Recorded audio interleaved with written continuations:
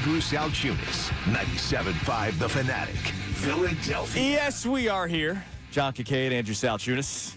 I am Andrew Salciunas. That's John Kincade, and it is That's a very Friday. good. You've got that figured out. Yes, finally. I mean, we're almost done. How long did it take? How long did it take you to figure that one out? When you made the announcement the other day, I was like, oh, that's the John Kincade guy. I'm the Andrew Salciunas one. Glad you saw it. All right, so it is a Friday, and Johnny, I want to do a bit of a feel-good Friday, lighten it up a little bit because this has obviously been a crazy week with the A.J. Brown trade coming to an end and all the reaction and all the nonsense on social media, and it's just been crazy. And it's been a weird week, yeah. So part of today's show is going to be like, all right, the book is closed. There will be a couple of A.J. Brown mentions because I have some questions, but it's not like reacting to the saga that was A.J. Brown. It's not looking back to the career of A.J. Brown. We're going to start looking ahead to the 2026 Philadelphia Eagles with the roster that they currently have in place. But before we do that, John, I want to take you into my personal life yesterday that was at Citizens Bank Park yesterday. Which you were, as I watched, in the beautiful, 74-degree air conditioning. Yes. With a cold beverage and relaxing. I was thinking of you because it looked damn hot. We sat in the shade. I purposely bought tickets in the third base section underneath the the overhead. How long did Coop last as far as, can he go now 3 innings of interest? John, this child is, I think God placed him in my hands himself. We went 7 innings. Are you freaking kidding me? Not getting up once. Okay, that's an incredible kid. When we got there, that's an incredible kid. We walked in through the gates right as first pitch was happening. There was some traffic going over the bridge because it's really smart for the for the bridge to only have 2 lanes going into Philadelphia. Well, that makes a lot of sense. The day of a baseball game. That makes a ton of sense. So smart. So we walked in top of the first. I said, you know what, buddy? I know you're going to want one, so let's get the pretzel now. We got the soft pretzel. So he loved that. That got him on a good spot right away. Yeah. I got my beer, and we sat down and did not get up until the pitching change in the bottom of the 7th inning when I was like, all right, we did the whole one more inning thing a couple of times. And when there was another pitching change, I was like, all right, the poor kid, I can't keep on doing this. Okay, that is a 7 fantastic innings, dude, job. With a 4-year-old. It was unbelievable. No, that's an incredible job by you. Oh, yeah, I mean, good parenting. And by Coop, that it tells me, though, where he's going to be okay. Yeah. This kid's going to really love baseball. Hey, by the way. Because there it is. Not to ever tell people how to parent, but the no screen time thing. It helps. He was able to sit in a chair. It helps. For 2 hours watching a baseball game. Yeah, it did. We did the same thing. We did the no screen time thing, and it certainly worked. It worked. It works. It does work. So the reason why I bring this up, yesterday was one of those beautiful days, John, where I wanted them to win. I wanted the Phillies to win. I'm going to the ball game, right? Like I want the Phillies to win the game. But I was there with my kid, and he was asking me questions about why the catcher's mask for the Padres was yellow. Like it wasn't but that's great. I know. That's great. I got to sit through a baseball game and not analyze a thing. I was able to be there as a fan. I don't think analysis of baseball is your thing. I think I know nothing about that sport. You're a good fan. You're a really good fan. That's great, though. I was able to watch the game. I was able to talk about the sport. I was able to talk about the other things about the ballpark. We were able to talk about the Philly Fanatic driving on the quad. Why is he allowed to drive on the field? We talked about it. I said the Fanatic's got special privileges at Citizens Bank Park. He's allowed to drive on that grass, but if you did, you would be in jail. But he loves the Fanatic. Yeah, right? But that's part of the reason why we went. He wanted to see the Fanatic. He got to. It was wonderful. So it was nice to just be at a ball game and just watch and not worry about expectations of a World Series and not worry about the Phillies offense being dead and not worry about the Eagles and A.J. Brown and not worry about are the Sixers going to trade one of these big contracts. It was nice just sit down and watch a game and be happy. That's what I say is that we're blessed to get to do what we do. We're blessed to get the access we get, to do some of the things that we do. But to get to be a fan is still one of my favorite things to do, to get to go sit in the stands and watch a game. It's one of my favorite things to ever get to do. So, because it's awesome to just get to experience it and to just feel it again. What made you fall in love? What made you want to do this for a living? You got to experience it again. Because that's what made you want to do this for a living is you fell into this, but the love of sports, that is a great, great thing. And yesterday's a perfect example of hopefully the relationship between you and your son grows like that, where I got a 22-year-old daughter who still goes, Dad, are we going to go to a Phillies game? And that's awesome. Dad, are we going to go to a thing? And she wants the big seltzer. Right. I got to buy her the big seltzer instead of the water and the pretzel. It's the Bud Light seltzer or whatever it is. Yeah. And she must, and I know that I must go get her baseball helmet ice cream. Oh, I mean, that's beautiful. And she's 22. So I'm like, look, you're drinking your seltzer. Can't you go get your own ice cream? Nah. Daddy. You got to get the ice cream. No, you're dad. You got to get the ice cream. She just wants me to make sure I'm paying for it. So here's the question today, because, look, we're going to talk Eagles. We're going to talk about the roster. We're going to talk about the Phillies. There was an interesting article from Jeff Passan about trade pieces. There's a lot of sports stuff that we will get into today. But today on this Friday, where it's a little bit lighter, I want you to look into yourself. Are you someone that overanalyzes, or are you more of a just win, baby mentality? And the reason why I even think about this question is because last year, it pained me watching the Eagles play football. I am an overanalyzer, all right? I will be honest about that. I don't think people are really all that shocked if they listen to this show ever. I overanalyze things all the time when it comes to sports. I do not just celebrate wins. And that sucks. That sounds horrible. But there's a reason why in November of 2025, I was telling you and Connor 0% chance of winning a Super Bowl. But that hurt to say it out loud. I didn't want to say it. But it's just, I watch these games so much, and I watch how other teams play. There are a lot of people in this city, and I'm not ripping anybody for doing this, that just watch the Eagles, right? They don't watch the Eagles other teams fans around the league. Correct. If the Eagles play at 4, they're getting together with their buddies at the tailgate at 1 o'clock. They're not watching the 1 o'clock slate. They're watching the Eagles game at 4. They're drinking themselves to sleep, and they're barely watching Sunday Night Football. They have no idea what happened the rest of the day. They're checking the box scores Monday, whereas we, because part of it is what we do for a living, and it's also my obsessive nature of sports, I'm watching the Eagles, but then sure as hell I'm watching everything else. You are. And I overanalyze things all the time, and it takes away sometimes my enjoyment of just being a Philadelphia sports fan. And it sucks. And I am jealous sometimes of the people that can go to bed at night on a Sunday when the Eagles won 13-10 against Green Bay or whatever. I forget what some of those scores were. Remember how bad those scores were? That Monday night game with Green Bay was horrendous. But they won, and we would get people on YouTube, people on the text line, the phone line. What do you complain about? They won. And I go, you're right. They won. I yesterday, during the midst of the inning, I said, Jozempic is killing the mood again. Because he's just not good. He's just not good this year. And afterwards, you get people down on the timeline where it's later. They catch that tweet later in the timeline. It's like, typical Philly media. Right. Complaining. I'm like, just tell me you didn't watch the game.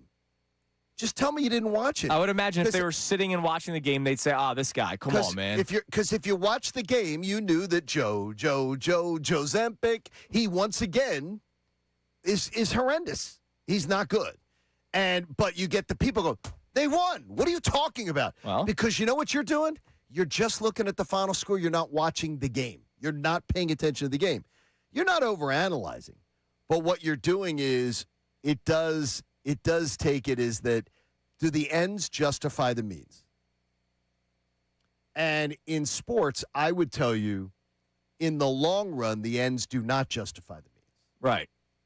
In the short term, you can say that they do, but in the long term, they never do. Right, and that's why last year it sucked being an Eagles fan. I hated the season last year. I've not sugarcoated that. I've said it numerous times. I hated watching the Eagles last year.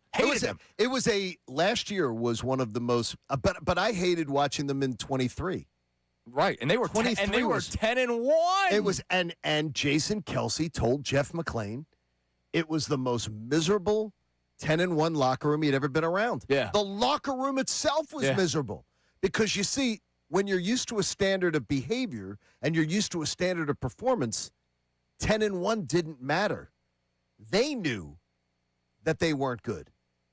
They knew that somehow they were surviving. But the fan that just looks at the final score and says, "What are you complaining about? They're winning." Right. It's okay to have that childlike joy, and that's awesome. But you got to be, if you're going to look at it, I don't think it's overanalysis on your part, but sometimes I think it can be, it's that short term, it's the sugar rush. The win is the sugar rush. Right. But in the long term, it's the fat hanging over your belt. But it was also nice, like, just going into a game yesterday. Like, I was more preoccupied with, is Coop kicking the seat in front of me, which he wasn't. Good. Is he going to be happy through 3 innings, which he was. We made it through 7. You know, is he going to ask me a question that, you know, because we're very good talkers, he and I. Is he going to ask me a question where people around us are going to be like, what's going on over here? Why is he asking that question? You know, I was kind of more preoccupied about that, but I was at the ball game while also watching the game and just enjoying myself. Now, Austin Jones is in for Connor today. Connor, where's Connor? Oh, Connor's doing Unfiltered today. He's on TV. He's on TV. Yeah, Connor wanted to do that. And look, I understand. If Connor gets a little chance, he's a single man. That's gets true. a chance to show himself, and then he'll go over to Garage later and say, "Could you put the replay on?" You and I are two people that say, go for it. Go for it, Connor. We appreciate that it. Don't say that in this industry. We want you to. Go for it. We want everyone on our show to succeed. But I forgot about the putting on the TV afterward. You're right. Damn it. He's going to do that. Connor He's going to does do that do at Garage tonight. He does do that. So, Austin, when did you start working here at the Fanatic? I started September of 2024. All right. So you're still a baby. Yeah. Right? Like 18 months. You're still a baby, dude.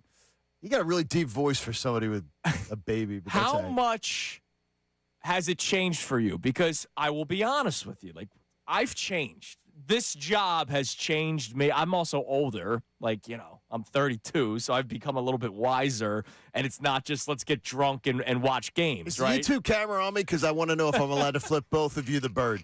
Will that get? Wait a minute. You yell at Rodman Will they for tell that. me to leave? Are they going to make me leave early if I do that? I have definitely put it up on YouTube before. I think on YouTube I'll be honest. I have. I'm not doing that. Doing this, you have to break down everything, and everything isn't always sunshines and rainbows. It's not always the good stuff, right? So you come here at a fascinating time. I got here when everything sucked, right? Like, do the deal with Marcus Mariota was the only thing we had going for us in the entire city, the entire sports landscape. You've come here at a fascinating time. You got here when the Eagles are freaking about to begin their season to win the Super Bowl. You see the Flyers make the playoffs for the first time. The Sixers, there was that brief moment of time where you thought maybe this could work. And the Phillies are always relevant. Have you changed at all as a sports fan from just celebrating that they won to now, all right, I do this for a living, so I have to unpack things a little bit more? And when you start to unpack, you start to find things that you probably ignored before. Oh, yeah, for sure.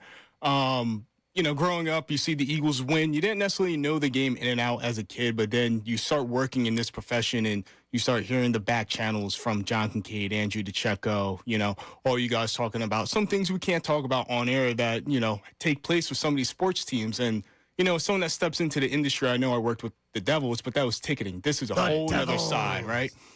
Yeah, it's definitely changed me in regards to, it's not all rainbows and glitter and what have you, because when that article came out on Jalen Hurts that Tim McManus and Fowler put out, I'm a Jalen Hurts guy. I don't have it in my bio like Sean Brace, but I am a Jalen Hurts guy. I put that in the group chat, and then I start getting called a hater. I start called, you're part of the reason why there's issues with Jalen Hurts. You're the evil media now, dude. Yeah, and I'm like, no, I just want Jalen Hurts to step up a little bit and play better this coming season. So I'm definitely changed, and I'm also in the same boat of I also still overanalyze games.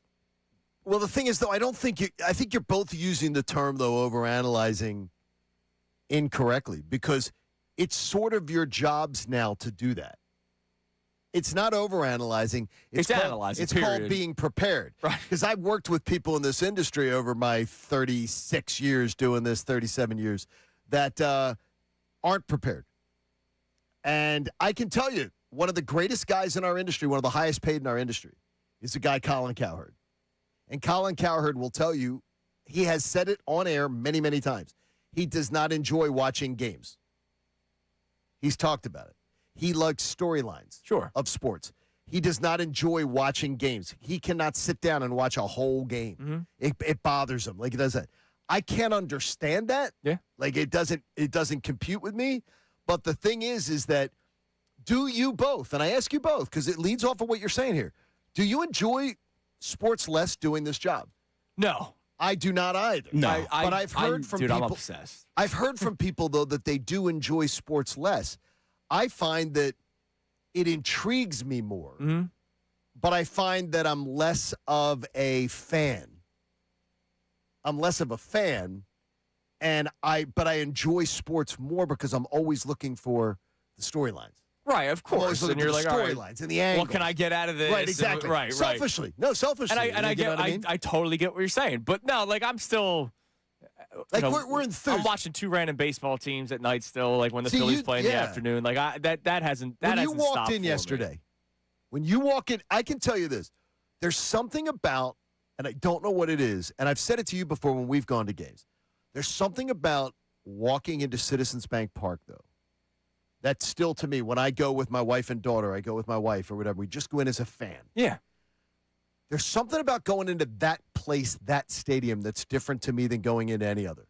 Going into a baseball stadium is still different to me. Yeah, baseball, yeah. There's something about it that it brings back childhood, brings back, because we didn't go to many games as a kid. We didn't, I'd go to 2 games a year maybe, and one of them was with the Italian-American Club out of Ardmore, and we weren't Italian, so I still don't understand how my uncles were founding fathers of it.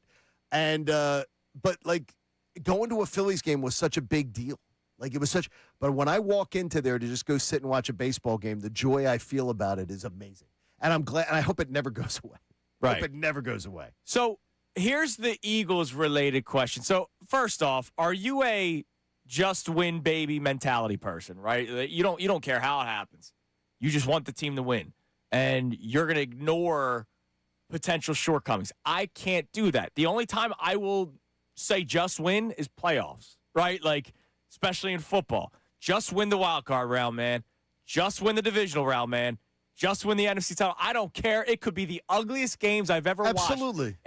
The worst Super Bowl I've ever watched was Patriots-Rams, that 13-3 final. Dude. If you were a Patriots fan, you did not care. Your team won the Super Bowl. You are celebrating that. I almost nodded off, and I was there. Right. And imagine, but if you're a off Patriots fan, you're not nodding off. Like, you're celebrating that.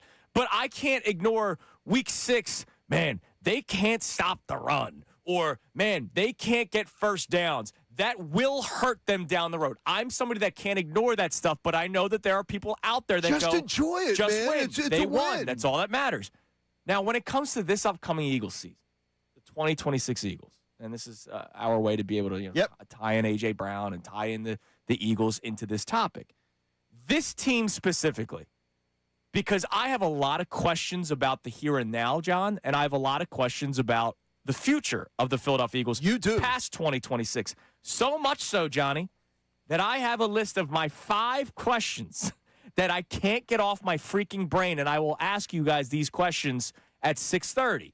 But when it comes to the Eagles, this team, can you still have that just win mentality? Yes. Or are there questions about the future that you just can't ignore right now? No, we're going to get to that. I can't wait to hear your questions. And to me, I have such confidence about this upcoming season. You're so confident. I always give you the hand test. Complete confidence. I said to you yesterday. Complete confidence. Like, no concerns. No. Now, look, do I say they're going to win a Super Bowl? No. You said they're going to get to the NFC Championship game. No. Are they going to be a Final Four team in the NFL?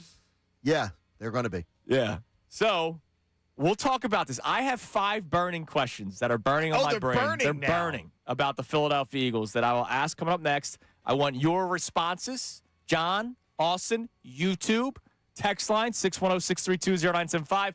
But our opening question for you today, are you someone that is more of an analyzer of the Philadelphia sports scene, or are you somebody that says, hey, I don't care. I just want them to win. That's all that matters to me. I will ignore everything as long as there is a W next to their name that day or that week. You can text in, call in 610-632-0975. It's a Friday with Fadul. Amy will be in studio with us today from 8 to 10. It is Kincade and Salciunas here on 97.5 The Fanatic. Now on 97.5 The Fanatic Sports Update. Sweeping away the Padres. I'm Austin Jones with your Fanatic Sports Update. The Phillies have swept the Padres in this season series, going 6-0 this year. Don Mattingly is currently 24-10 as their interim manager, but yesterday the win was behind the offense that scored over 4 runs for the first time in over 2 weeks, and Zach Wheeler looking like an ace on the mound. Wheeler spoke postgame about how he's starting to feel. Honestly, I haven't weighed in a while, so I don't know, but yeah, I do feel a little more in tune with my body, and you got to throw. You got to go out there in this pitch, and it'll come. You always got to keep that in the back of your head. So keep that confidence, just build off each start, take the good, take the bad, and just move on. Today, the White Sox coming to town for a weekend series. Jesus Luzardo is on the mound first. The lefty Anthony Kay first pitch is going to be for 6:40 p.m. tonight. With the page now turning away from A.J. Brown, the Eagles are going to be focused on mini camp, which begins on June 9th and 10th. The focus will be on Jalen Hurts and how he develops the talent around him per Zach Berman, who we had on Kincade Salciunas earlier this week. The 76ers have hired Mike Gansey from the Cleveland Cavaliers as their new president of basketball operations, and the Sixers have announced Gansey will have his introductory press conference on Monday, June 8th, starting at 10 a.m. And the Spurs will look to try to even the series against the Knicks tonight in the NBA Finals, and the Hurricanes even the series against the Las Vegas Knights. This update is also brought to you by the Crohn's and Colitis Foundation. The Crohn's and Colitis Foundation has led inflammatory bowel disease research and care for over 50 years. Learn more at crohnsandcolitisfoundation.org.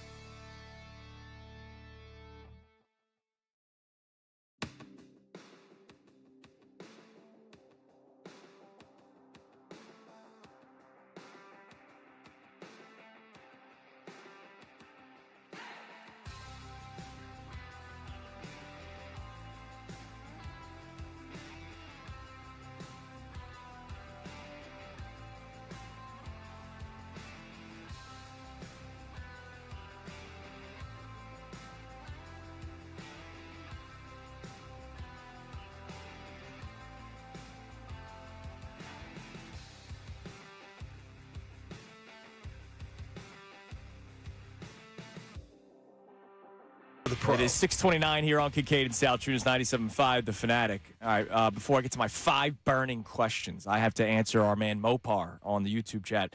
No, I did not buy the guy a beer. So yesterday, John, I saw it. at the ballpark, there was a guy 3 or 4 rows in front of me wearing one of the most random jerseys I've ever seen. And we see random jerseys all the time, but sometimes it's like, all right, well, he was a top prospect, and you thought he was going to be good, and it didn't turn out, right? Sure.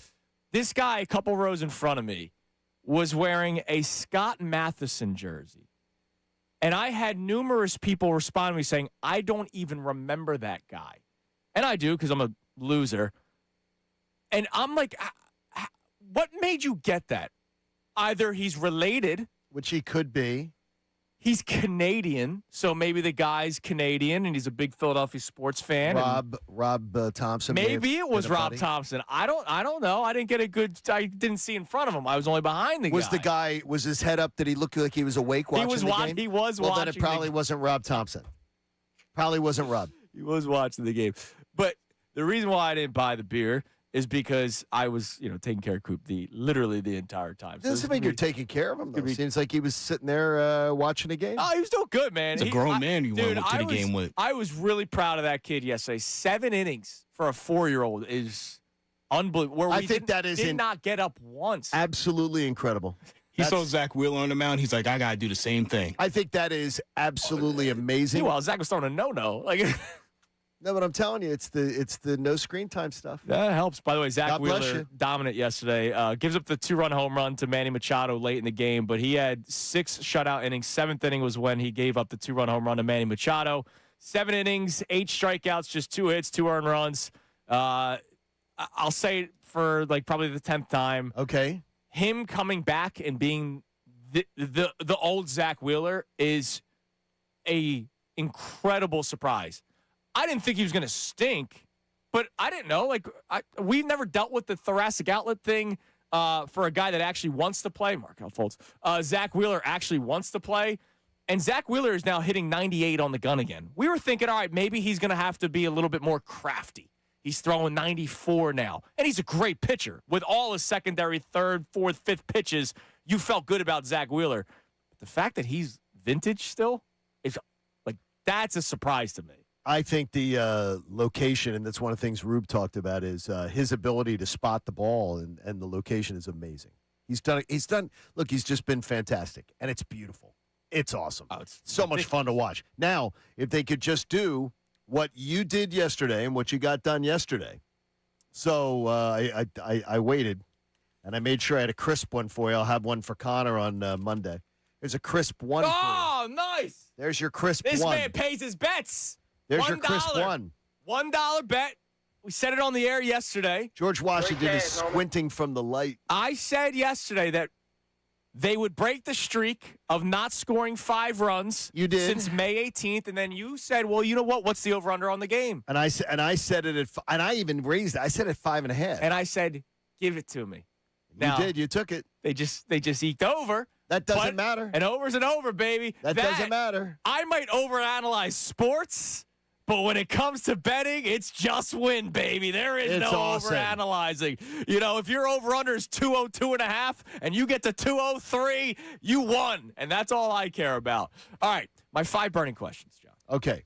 Today's topic, 610-632-0975. We'll have Austin check the Davis Honda text line in a moment here. Are you somebody that analyzes, or are you somebody that says, hey, just win, I don't care, I'll ignore everything? And I know there's a lot of people out there that just ignore everything, and that's fine. I don't do that. I don't think I can do that for my job, first and foremost. But I've always been a guy that overanalyzes things, even as a kid. My 5 questions about the Eagles, John, and I went 5-1. Okay. I went 1 biggest question, 5, the least. 5, what is life like after A.J. Brown? That's a legitimate question. That is, sure it is. You know what I mean? Absolutely. That is a legitimate question. What is like Dontavian Wicks and Mekhi Lemon? Let's not act like Howie has always been great with drafting wide receivers. Devontae Smith has changed our perception a lot. It has not been good. There was another first-round wide receiver that was a complete bust that was drafted the year before Devontae Smith. They drafted J.J. Arcega-Whiteside in the second round. Like, wide receivers haven't necessarily been that great. What's life like after A.J. Brown? Number 4. Okay. Is Jake Elliott the kicker come week 18?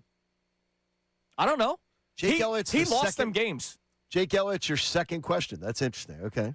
He lost them games last year. No, he did. He was a problem. You're, Hey, wait a minute. He lost you a playoff game. And the reason I say that is, how about this? He lost you a chance to win a playoff game. Because remember, at the end of that game, if Jake Elliott doesn't miss an extra point, all you would have needed to do is just kick a field goal when you were in field goal range to tie the game, send it to overtime. He's been the worst kicker over the last 2 seasons that has gotten opportunity after opportunity. Like there have been worse kickers that got released. He keeps going. No, he's the worst kicker on a team that has stayed on a team in the NFL. It's for 2 seasons now. And they're continuing to just double down on him, baby.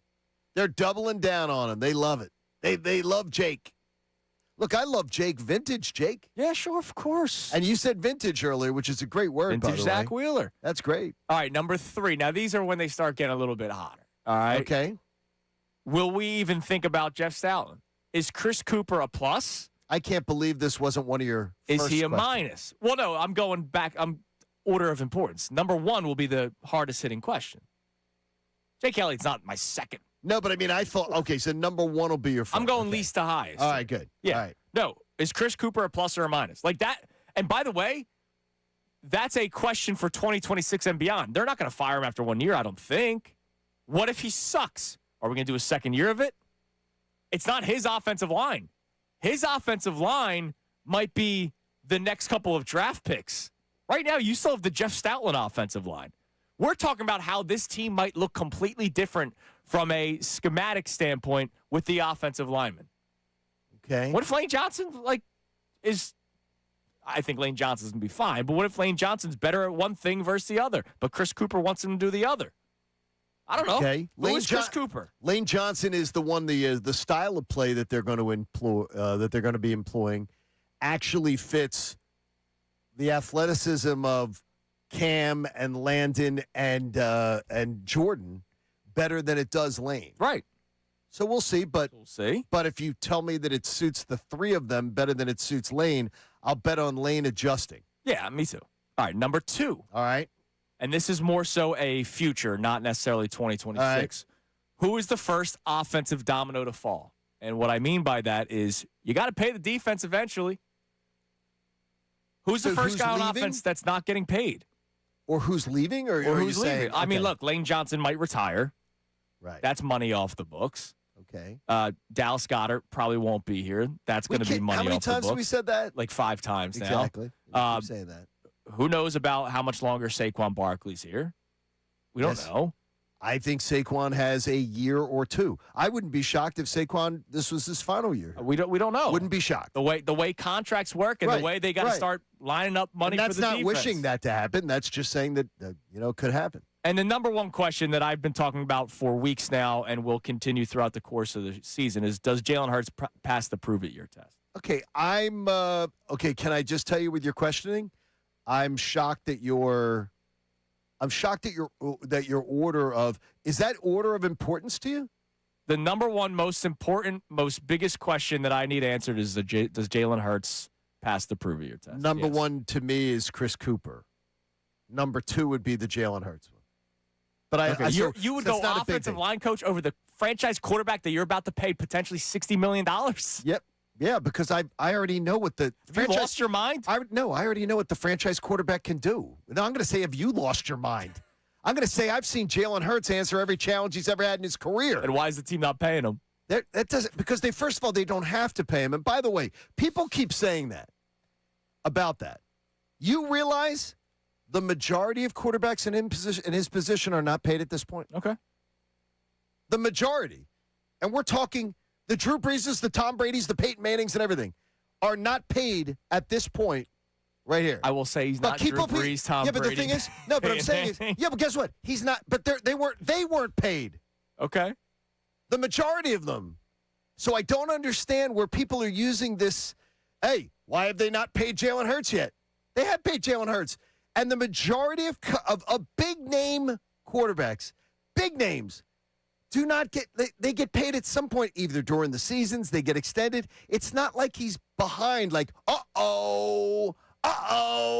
this is some crazy thing that they haven't paid Jalen Hurts. This is not that big a deal. It's a big deal to us because we are all over it. Right. We're all over it. And a couple people questioning why we even bring that up on YouTube. It's the guaranteed money stuff. Next year, it gets cut in in half, if not more than half of his guaranteed money goes down. Right. He's not going to play on that contract. Well, no. Next year, I'll worry about it. Yeah. And I won't have to worry about it because he'll have a new contract. All right. You say that. Hold on. Cut the music, Austin. We got a couple extra minutes. You say that confidently. Like he will have the new contract. Yes, incredibly confidently. So yesterday, I'm driving around listening to Middays with Marks, and I heard Sean Brace say at some point, I forget when it was, when Jalen gets his contract next year, and he goes, we all agree when Jalen gets a contract next year. I don't have that with such certainty. Well, that's because Brace and I are of a common mind. Yeah, I mean, he literally has Jalen guy in his bio, as Austin brought up earlier. Here's one of those things where I'd say to you is only in Philadelphia. Only in Philadelphia. This is the city we live in. Only in Philadelphia would this be a talking point. That a guy who's been to 2 of the last 4 Super Bowls, a guy who's a Super Bowl MVP, a guy with his kind of winning record, a guy with that we'd be talking about the whole prove-it year thing, which I think is complete bullcrap on him, and the idea that, wow, is he going to be here next year? This is why Philly has the reputation it has. This is why we you don't think it's a fair question to ask? No. Do I think it's a fair thing? So it's a 100% guarantee lock he's getting his contract. No. Do I think it's a fair thing to say do I think it's a fair thing to say that you would say Jalen needs to improve on last year? Yes. He needs a better year than last year? Yes. But a better year to stay here? No. Well, what if he what if he does not have a better year? What if we're once again, for the third straight year, because it's been 2 years, third straight year talking about the passing offense not being good? The third straight year, the first of those 3 years, they won the damn Super Bowl, and he was the Super Bowl MVP. They ran the ball for 16 weeks. Are you literally crazy? Dude, he was the Super Bowl MVP, and he balled out when they needed him to do it. You're talking about a 3-year window. You're giving me a 3-year window. The third year is mythical because we don't know what happens yet. No, we don't. And in the first year, they won the damn Super Bowl, and he was the MVP. I can't believe it. And you have agreed that it's only Phil. You've agreed that the defense has been this. This is why Philly Sports Radio, and this is why Philadelphia. You're just saying that because you're leaving us. No, it's not. It's always been what I've said, and I've said it while I've been here. It's why we have this reputation, because there are 20 other cities, minimum, more, that would say, are you freaking kidding me? Are you kidding me? 2 of the last 4 years in the Super Bowl, and we got a quarterback, and people are trying to run him out of town? I'm not running him out of town. No, people are. No, but people are. I'm running out of town. You're saying it's a lock that he's getting the contract. No, I do believe it's a lock. Guaranteed lock. Yes. All right, I'm not there yet. I don't think they're not there yet. No, but to talk about him like he's your number one question mark. Jalen Hurts is your number one question mark. I would imagine the quarterback normally is. Does he pass the prove-it-year test that the Eagles are clearly setting up? I absolutely think if he's your number one question mark in the Eagles, I can't. I don't know what to say to you. I don't know what to say to you. Look at this team, and you're saying he's the number one question mark. I think it's absolute nonsense. Number one. Nonsense. Nonsense. We could talk about that as well. We get the Mormon missile in there. We'll check the Davis Honda text line coming up next, 610-632-0975. I'm gonna miss you, though. I love you. I can tell. You know I love you. As we balance being a fan and maybe overanalyzing, like I am now, Jalen Hurts will be the person questioned the most for me. Dan Orlovsky tells you just how different things could look this year. You'll hear that coming up next. It's Kincade Salciunas, 97.5, The Fanatic. Hall of Fame.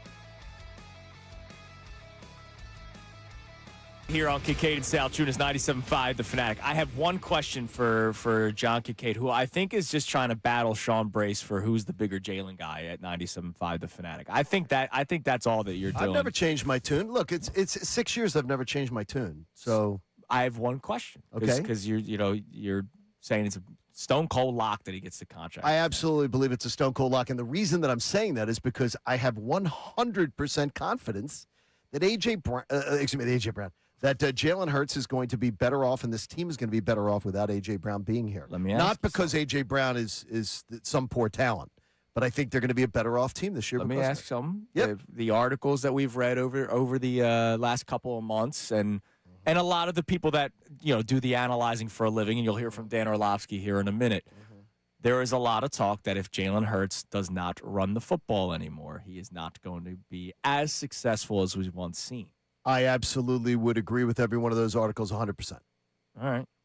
So I guess I'd agree with those. We'll find but out. I would this agree with those. season. I would agree with those articles 100%. He will not be as successful if he's unwilling to run the football. And from what I heard last year, he was unwilling. Right. Because of the fact that he had a relative football chimpanzee designing plays, calling plays. We all said it. We all believed it. We all watched it. And now we have players within the Eagles locker room telling you that there's an adult in charge. There's a guy who understands the game. So I would imagine that Jalen Hurts was quite frustrated last year. And as he tries to talk football with the guy, he's saying to himself, I can't talk football at the level I want to talk football with this guy. He's not of my level. Right. And by the way, I critique Jalen for it because we've all had bosses at times where you sometimes have to suck it up, buttercup, and you got to deal with it. You have a boss that's not, but you have a job to do, and so I critique Jalen for that. I don't think that you just go throw your hands up in the air and get frustrated about it. You got to be better at it. But I have every confidence that this is going to be fine. I also know I do not want to go into the quarterback claw machine. I do not want to go, oh yeah, the Eagles could be better. Let's go into the draft and find one. BS. First of all, find me a quarterback in next year's draft who has the college resume of Jalen Hurts. Oh, Arch Manning. What? It's the best draft since 1983. It's the best draft Again, ever. Show me one of these quarterbacks that has the college resume of Jalen Hurts. None of them. By the way, spoiler alert, because I know not enough people watch college football up here, that it is there. None of them do. But you're going to hear, and you know what you're going to hear about? Their intangibles. And you're going to hear about their size. Well, they have all the measure. They have all the measurables. That's Justin Herbert, man. But you know what they didn't do in college? They didn't do what Jalen did. They didn't win. They weren't leaders. They didn't win. And you know what? A lot of leaders aren't liked. There's a lot of guys that aren't liked. By the way, there's a lot of leaders who get sort of rejected that aren't like the most popular guys in their locker room, and they win a lot. Ben Roethlisberger. Ben Roethlisberger won a couple Super Bowls. Ben Roethlisberger, not really a good dude. No, and not very at all. And by the way, not the guy that everybody thinks. Aaron Rodgers is a freaking kook. Oh yeah, he's a kook. Great guy to win games with. Yeah, sure. It's like you don't have to be the most popular guy. It doesn't bother me at all when you hear like, well, Jalen not as popular as A.J. Brown. Yeah, the class clown sometimes is more popular than the guy who does things the right way. The guy who shows up early, the guy who stays late, the guy who demands, who's constantly the tight and screw about doing things the right way and constantly focused. That guy's not going to be as much fun to hang out with as the goofball. Shocking. Here's Dan Orlovsky yesterday. He was on with the Pat McAfee show talking about how things will be different for Jalen Hurts this year. It's just very different, dude. Now he's going to go from underneath the center not necessarily care what the coverage is, because in your play action game, the coverage really doesn't matter. And he's going to turn his back to the defense, not know what the coverage is, ball fake, and now have to set up and find areas. Like you find areas or you find people 15, 20 yards down the field, and you're reading different levels. And it's going to be a very different experience for him. We'll see. We'll see how he handles it because, again, it's been talked about how he does not like these things. I have not heard him say it. Correct. It's according to reports, and it could be according to a former offensive coordinator that got fired that sucked. Right? Like, I don't know. Which one? By the way, you mean the one who constantly was whispering to the media last to year? Ryan Fitzpatrick? Who very much like A.J. Brown was doing the Oh, yeah. There was a lot of shit. But you know what, though? At least A.J. Brown is man enough to admit that he was doing it. A.J. Brown comes out to Maria Taylor and admits that he was talking and willing to let stories out there and everything Kevin to try to Patullo manipulate built the Super Bowl team. Kevin That's Patullo. what he told Miami. Kevin Patullo, and I'm sorry, I should not have used the term that he was a relative football chimpanzee. That is an insult to chimpanzees. I'm sorry. I want to apologize to the chimpanzees at the Philadelphia Zoo. Feel the Davis difference. Check them out in Burlington. What do we got on the text line this morning? Alrighty, so this is from Leslie. She goes, John, this is why we have the reputation we have. Also, where's John going? When is enough going to be enough? Be thankful when you have things. They don't last forever. We don't know where we're going. We don't know where we're going. We're going to corporate housing. I know that. We're going to corporate housing because our house sold. Hey, you sold your house. So we're going to corporate housing, and we got beautiful corporate housing set up. So that's where we're going to be, and our stuff will be in storage. I know that, but we don't know where we're going, and we'll find out. But she backs you up in regards to this is why. Well, I mean, I think now the thing is though is that I think because of the fact that I've lived here half my life, I've lived away from here half my life, that I understand, but I've never lost my. I've always been here. My heart, my sports fandom has always been here. I understand it very well, but I understand how other people look at us. And I understand that we deserve to own some of our reputation. And some of our reputation is Jalen Hurts stinks. We have ridiculous expectations. And other cities would kill. When I hear Philly fans talk about how tough they've had it, or when I hear, that's why I tell Andrew, or I tell Connor, I tell any one of you punks that you're all spoiled brats. You're all spoiled brats. You're spoiled brats. And you do. You always admit it. I don't run. But you're an old soul, though. Yes. I think you are different, though, because you are the oldest. You may be older than me. If we did the chronological test, you may be older. That might be true. I look good for my age, man. That's all I can say. You really do look good. All right, coming up next, we're going to reset our topics today. Are you someone that overanalyzes, or are you a just win baby mentality person? We have a poll up and running on that, brought to us by our friends at Dr. Avedon Appel and Iron Mountain Men's Health. We'll check that next. But also, John Kincade is wondering, why overanalyze it when we should just be confident in this Eagles team? We'll get into that coming up next. And also, Johnny, we missed something Wednesday. Uh-oh. I'll tell you what next as well here on The Fanatic. Now on 97.5 The Fanatic Sports Update. Sweeping away the Padres. I'm Austin Jones with your Fanatic Sports Update. The Phillies swept the Padres in the season series, going 6-0 this year. Don Mattingly is currently 24-10 as the interim manager. But yesterday, the win was behind the offense that scored over 4 runs for the first time in over 2 weeks. And Zach Wheeler looking like an ace on the mound. Zach Wheeler spoke post-game about how he's feeling after the start. Honestly, I haven't weighed in a while, so I don't know. But, yeah, I do feel a little more in tune with my body. And you got to throw. You got to go out there in this pitch, and it'll come. You always got to keep that in the back of your head. So keep that confidence. Just build off each start. Take the good, take the bad, and just move on. Today, the White Sox coming to town for a weekend series. Jesus Luzardo is going to be on the mound versus the lefty Anthony Kay. First pitch is set for 6:40. With the pace now turned away from A.J. Brown, the Eagles are going to be focused on mini camp, which takes place on June 9th and June 10th. So that's this coming Monday and Tuesday. The focus is going to be to see how Jalen Hurts develops the talent around him, according to Zach Berman, who joins Kincade Salciunas earlier in the week. The Sixers hired Mike Gansey from the Cleveland Cavaliers to be their new president of basketball operations. The Sixers announced that Gansey will have his introductory press conference on Monday at June 8th on at 10 a.m. And sticking with the NBA, the Spurs are going to look to even the series against the Knicks, as tip-off is going to be right here on 97.5 The Fanatic at 8:30. I'm Austin Jones, your home, the Sixers, Flyers, and the NBA Finals.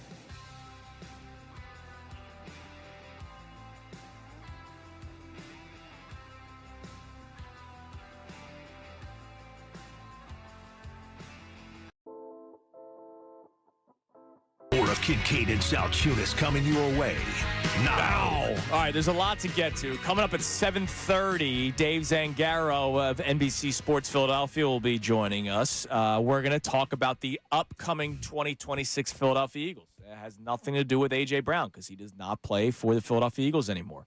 Now, one of my questions that I asked John and Austin earlier, or it's not necessarily like questions like this is how I'm feeling. It's just this is a question that's on my mind. And one question is, what is life like after A.J. Brown? So that's one of the few questions that have A.J. Brown still attached to it. But everything else is 2026 Philadelphia Eagles and beyond, which does not include number 11. So something we missed, speaking of number 11, thanks a lot, A.J. Brown. On Wednesday, we did not do debate day, John, because there was just so much going on in the world of A.J. Brown. We had your announcement. There was a lot going on Wednesday that we kind of move things around. Sure. So we are going to do debate day today on a Friday. We already said to you earlier that today's a little bit of a lighter show. We're not, hitting you over the head with A.J. Brown stuff. Debate day. If you have not been a part of it, this is our 4th week doing it. We do it once a week, typically on Wednesdays, where we try to either settle the debates that you've been having recently or we make it worse, especially if John and I don't agree on whatever debate that you're having. It's whatever you're having at the bar. It's whatever you're having at home. It's whatever you're having with your kids, whatever. Something that constantly comes up. Anything. Doesn't have to be sports. Sure. Could be life. Could be film. Could be the way you act in public, right? Like there's so many things that we are always debating. And I have a big question that I will ask you later, and I will ask it when Amy's in because it is a Friday with Fadul, and it's about graduations. Oh, boy. We'll talk about that later on. This is going to be popular. I got into this yesterday on text with John and Sean. But if you have a debate that you would like either settled or we will make it worse, text them in to the Davis Honda text line, 610-632-0975. Austin will be the one that's manning it, and then he will let us know when they get sent in. We will also take your texts on today's topics, which is, are you someone that overanalyzes or are you somebody that has that just win mentality? I know we have a poll up and running on this. Is that correct, Austin? Yes, it is. It's because it's strong, thanks to Dr. Avedon Appel and Iron Mountain Men's Health. It is. I mean, I know that we never have to worry about our poll being strong in the morning. What's the question and what are the results so far? When you watch games, are you more of a results-based fan or how they got their fan? Leading the way right now at 60% is results-based and 40% is how they got there. All right, I'm surprised there's 40%. I'm surprised. I'm surprised it's not more results-based because last year it sucked for me because I was so focused on the offense sucking so much. But there were people that were like, well, it doesn't matter. They won. And I'm jealous that you had that mentality. The problem is when they lose to San Francisco in the playoffs, I am the least bit surprised. And then the people that ignored a lot of things are shocked and angry. And I go, yeah, I'm angry too, but I kind of expected this. Same with the Phillies. John, I've told this story before. I did the watch party with Connor. When Matt Strahm gave up the home run to Teoscar Hernandez, I thought Connor was going to break a window of one of the fine establishments on South Street. We were outside of Patty Wax, but we were watching outside in that little courtyard area. And you're just saying, you got to be kidding me. I thought he was going to break something. Whereas I was like, you're surprised that Matt Strahm gave up a home run to Teoscar Hernandez? Because I'm not. And that sucks as a fan, having that theory, those theories, those beliefs in the back of your mind all the time. I get you.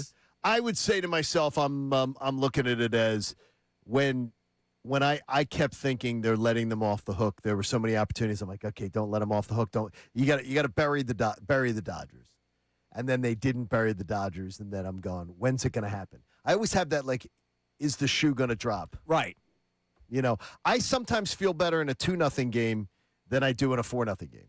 That's like insane. It's like one of those things where you're going, where you're saying, come on, what's going on here? What is going on? Is it gonna you gonna pull this thing off? Come on. That's insane to me. All right, what do we have on the text line? Davis on the text line, and then you're gonna talk about being confident with the 2026 Philadelphia. Well, you have your 5 questions. I got reasons for everybody to just chill out. All right. Well, this is good. What do we got on the text line, Austin? Yeah, so this goes back to the quarterbacks that you guys had mentioned not being liked in the locker room. This is from Mike from Turnersville. He said Russell Wilson, who just retired, is a very good comp to Jalen Hurts because he was able to run around like Hurts, but also behind the scenes, we found out that he wasn't most necessarily the most liked in the locker room either. Yeah, but Russell Wilson is weird. Russell Wilson is weird. Jalen Hurts is weird. Yeah, but like, By the way, you're weird. I'm weird. Yeah. But I think like somebody would hang out with Jalen. I don't think anybody wanted to hang out with Russell Wilson. No. Russell Wilson was not popular. His teammates were like, Maybe Sierra. his teammates were open about it. Yeah, they were very open about it. They didn't want him Like, even publicly. He wasn't even on the group chat of the offense. Yeah, like this wasn't like after the fact or anonymous sources. This was like, no, they didn't really rock with Russ. No, he wasn't lucky. There are people that like Jalen. Yeah, there are. There's a lot of people like Jalen. Yeah. But I mean, it's okay to be odd and just own it. Oh yeah. Just own it. Hell yeah, man. That's what. Have some confidence. Be a man. Damn right. Be confident. All right, what else we got? Sirianni is the prove-it candidate, not Hurts. He can't call plays or hire the correct coordinators. Jalen has dealt with incompetence of a head coach, different coordinators year after year. I don't know why Chunas tiptoes around it. He very clearly does not like Jalen. Not fooling anyone. So since Josh Allen or Lamar have yet to get it done in the playoffs, it's also a prove-it year for them, right? Save it, Jeff from Philly. I appreciate the text, Jeff. I'm not the biggest Nick Sirianni guy either. I think a prove-it year for Sirianni. I've already put it on record. With no wiggle room. If the Eagles don't win a playoff game, Nick Sirianni's fired. By the way, Harry Douglas on Freddie and Harry on the network yesterday went with the bold statement. If Nick Sirianni doesn't win a playoff game, he's fired. Yeah, and I agree. was like, Freddie? And I agree. I said, Freddie, you know, Harry, you guys, that's some smart insight. I've been saying that for a week. He's gone. What was the texter's name? Jeff? That was Jeff. All right, He's Jeff, gone. If they don't win a playoff game, he's gone. Let me make this clear, Jeff. I don't have like some personal beef with Jalen Hurts. I think I said this to you a couple of weeks ago. We did a show on it. That this upcoming season's kind of that teeter season where it's either, all right, they're still contenders. Any worry that I have, I got shut down, and I would appreciate that. Or I think we could head in a really different direction because the head coach, I think, is on thin ice. Okay. I believe more than you do that the quarterback is entering a prove-it year that the Eagles are setting up. I'm not saying Andrew Salciunas says Jalen Hurts needs to I think the Eagles are doing it. Okay. I believe that they are. Derek Gunn, when he tells us right away, without hesitation, no, they're not even close to contract talks, I think Jalen Hurts is walking on thin ice right now. We're looking at an offense that is getting old You think and expensive. He's on thin ice, you're portraying it as. Sirianni more thinner ice than Jalen Hurts. But I do think they're associated with one another. Do you think they fire Nick and keep Jalen, or do you think they're attached? I could see firing Nick and keeping Jalen. Absolutely. I could see coaches want to come in here and coach Jalen Hurts. I mean, my God. I can't even believe anybody on a football resume would have Jalen Hurts and Nick Sirianni in the same sentence. They've had the same success. No, they have not. In the NFL. No, they've had the same success. But they haven't. They haven't. Is one guy. What do you do is not an unfair question. It is not an unfair question because it's been done multiple times. And it is not an unfair question to ask, has Jalen Hurts benefited from playing with the talent that he's had? Okay, that's what great quarterbacks have. Right. Great quarterbacks have great talent. So I don't want to hear that. It's ridiculous. Great quarterbacks are surrounded by great talent. Show me the great quarterback who succeeded with crappy talent around him.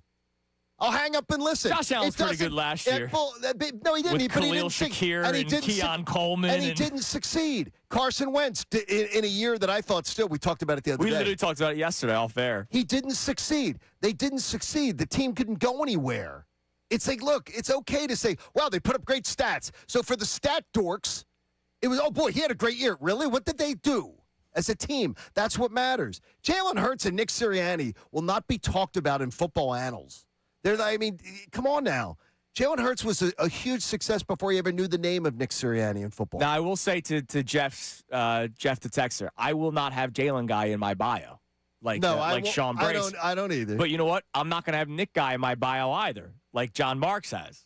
I'm not doing that. I don't have anybody in my bio. I think there's a lot of questions with this football team.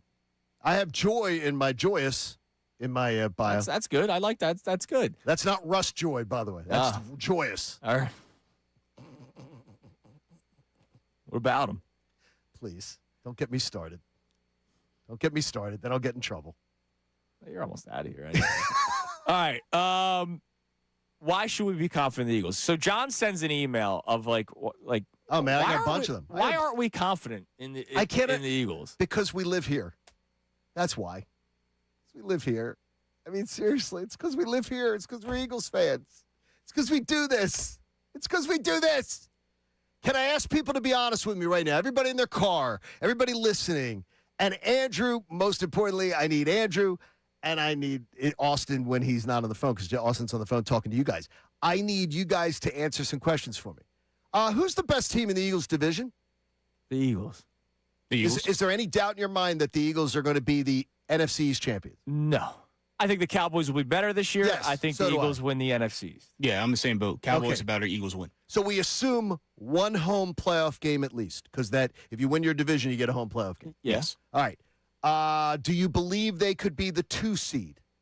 Do I believe they could be the 2 seed? Because sure. I look at them right now as the only team I put ahead, the only teams in the NFC that I decidedly say today, I think, yeah, I'm going to give them the nod ahead of the Eagles right now, are the Rams and the Seahawks. Yeah, despite last year's nonsense, they still could have been the 2 seed. I'll put Rams and Seahawks today ahead of the Eagles.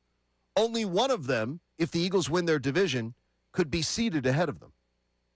So I'll take the Eagles as the 2 seed because I don't see anybody in the NFC North being better than them. I don't think the Lions will be better than them. I don't think the Bears will be better than them. I don't think that the Packers will be better than them. Not through 17 games. So I'm assuming a 2 seed, which means 2 home playoff games, which means this team I feel great about this team. I feel great about their chances. Like, I look at them, I think they're the 3rd best team in the NFC on right now. That's how I feel about them.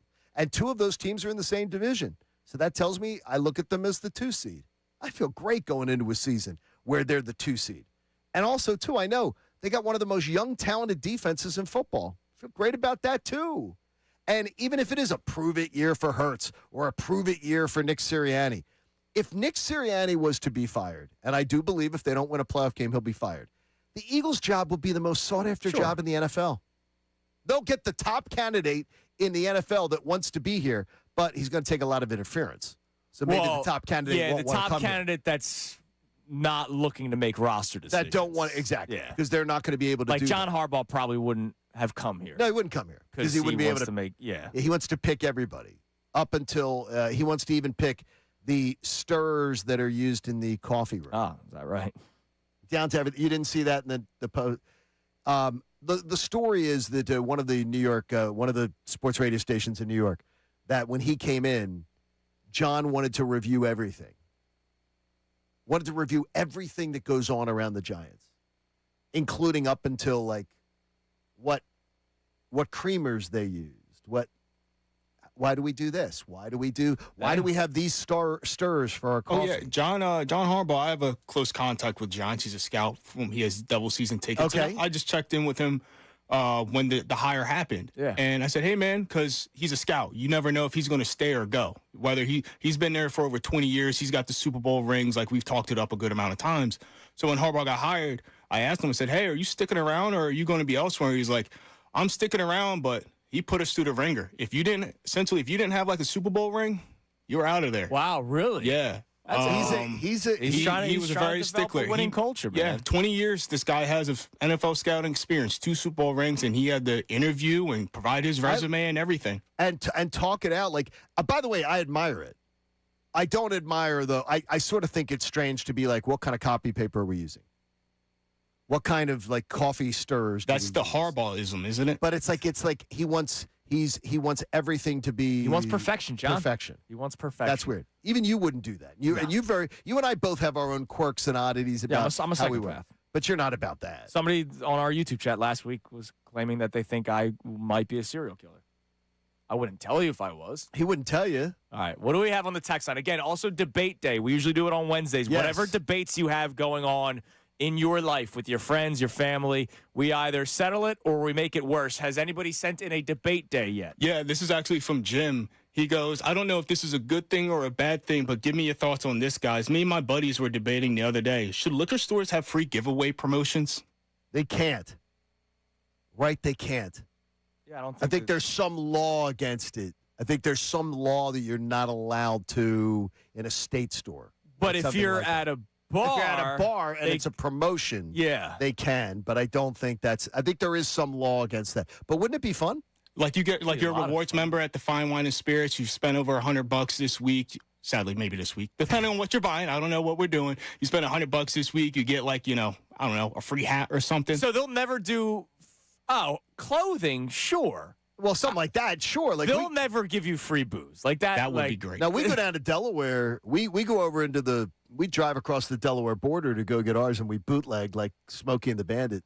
What do you have, like a 45 Chevy? You're such a rules follower and rules stickler. I'm surprised you break that rule. But no, what we do is we'll always stop at the Home Depot, which is right next door, to make it legal, because I think that makes it legal. You got to have like another purchase within the state?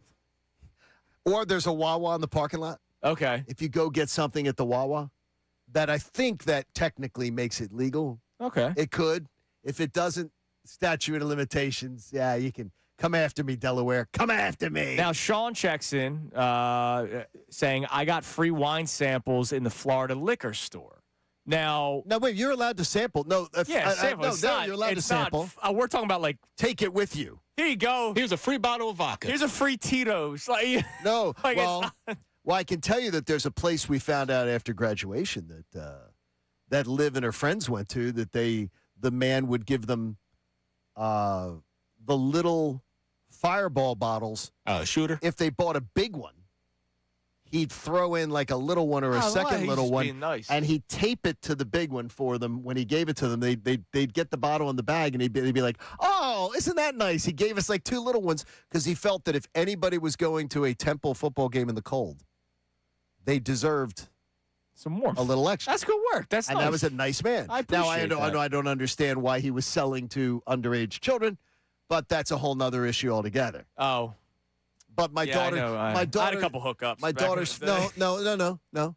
Maybe my daughter being a lawbreaker with a fake ID may have had something to do with that. That could help.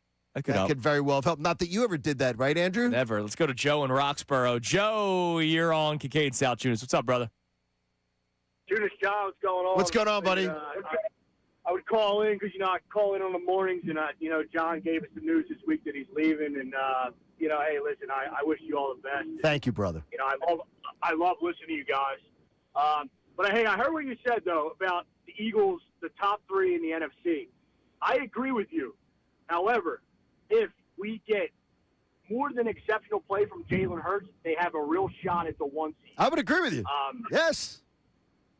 I know he has to, him losing A.J. Brown, yes, that's going to make a difference. I really think, what everyone's saying about this offense with Manning coming in, I think we're going to be great. And, Vic's going to have that defense playing real good. Go Birds! Go Birds, Joe.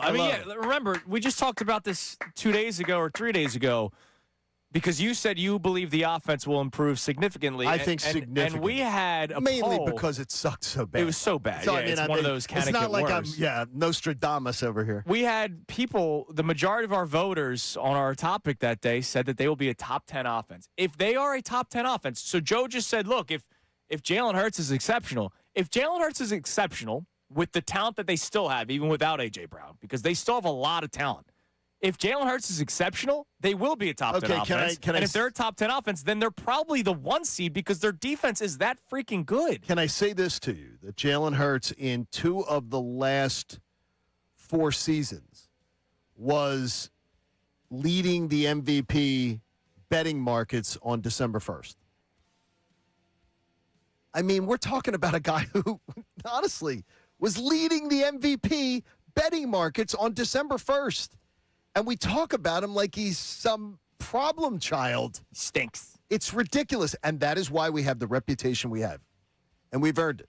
Look, I'm one of it. So that's what it is. All right. It's your fault. It is what it is, as my wife says, and I hate that expression. All right, coming up next, we have Dave Zangaro. Will Dave Zangaro be able to answer some of the questions that I have? We're talking about the 2026 Philadelphia Eagles, not the A.J. Brown saga. Dave Zangaro of NBC Sports Philadelphia, I'm sure even he is looking forward to talking about something else. He joins us next here on Kincade Salciunas, 97.5 The Fanatic. Now on 97.5 The Fanatic Sports Update. Sweeping away the Padres. I'm Austin Jones with your Fanatic Sports Update. The Phillies have swept the season series against the Padres this year, going 6-0. Don Mattingly is currently 24-10 as the interim manager. But yesterday, the win was all behind the offense that scored over 4 runs for the first time in over 2 weeks. And Zach Wheeler looking like an ace as he was flirting with a no-hitter throughout the game. So the Phillies took the win over the Padres, and today the White Sox come into town for a weekend series. Jesus Luzardo is on the mound versus lefty Anthony Kay. First pitch is going to be for 6:40. With the page now turned away from A.J. Brown, the Eagles are now focused on minicamp, which takes place on June 9th and 10th. The focus on this season will be about how Jalen Hurts is able to develop the talent around him, per Zach Berman, who joined Kincade Salciunas earlier this week. Jalen needs to elevate the players around him. That's going to be the big thing this year. Now, Devontae Smith is an outstanding wide receiver. I think he's a true number one, and I think he'll show that. Beyond Devontae Smith, there are a lot of questions. The 76ers hired Mike Gansey as the president of basketball operations, and he will have his introductory press conference on Monday, June 8th, starting at 10 a.m. Sticking with the NBA, the Spurs will look to even the series against the Knicks in the NBA Finals as they're down 1-0 tonight. Tip-off is for 8:30 right here on 97.5 The Fanatic, and last night the Hurricanes came back to beat the Golden Knights to even their series in the Stanley Cup playoffs. I'm Austin Jones, your home of the Sixers, Flyers, and Union, and for the NBA Finals, 97.5 The Fanatic and the Fanatic app. Got something to say?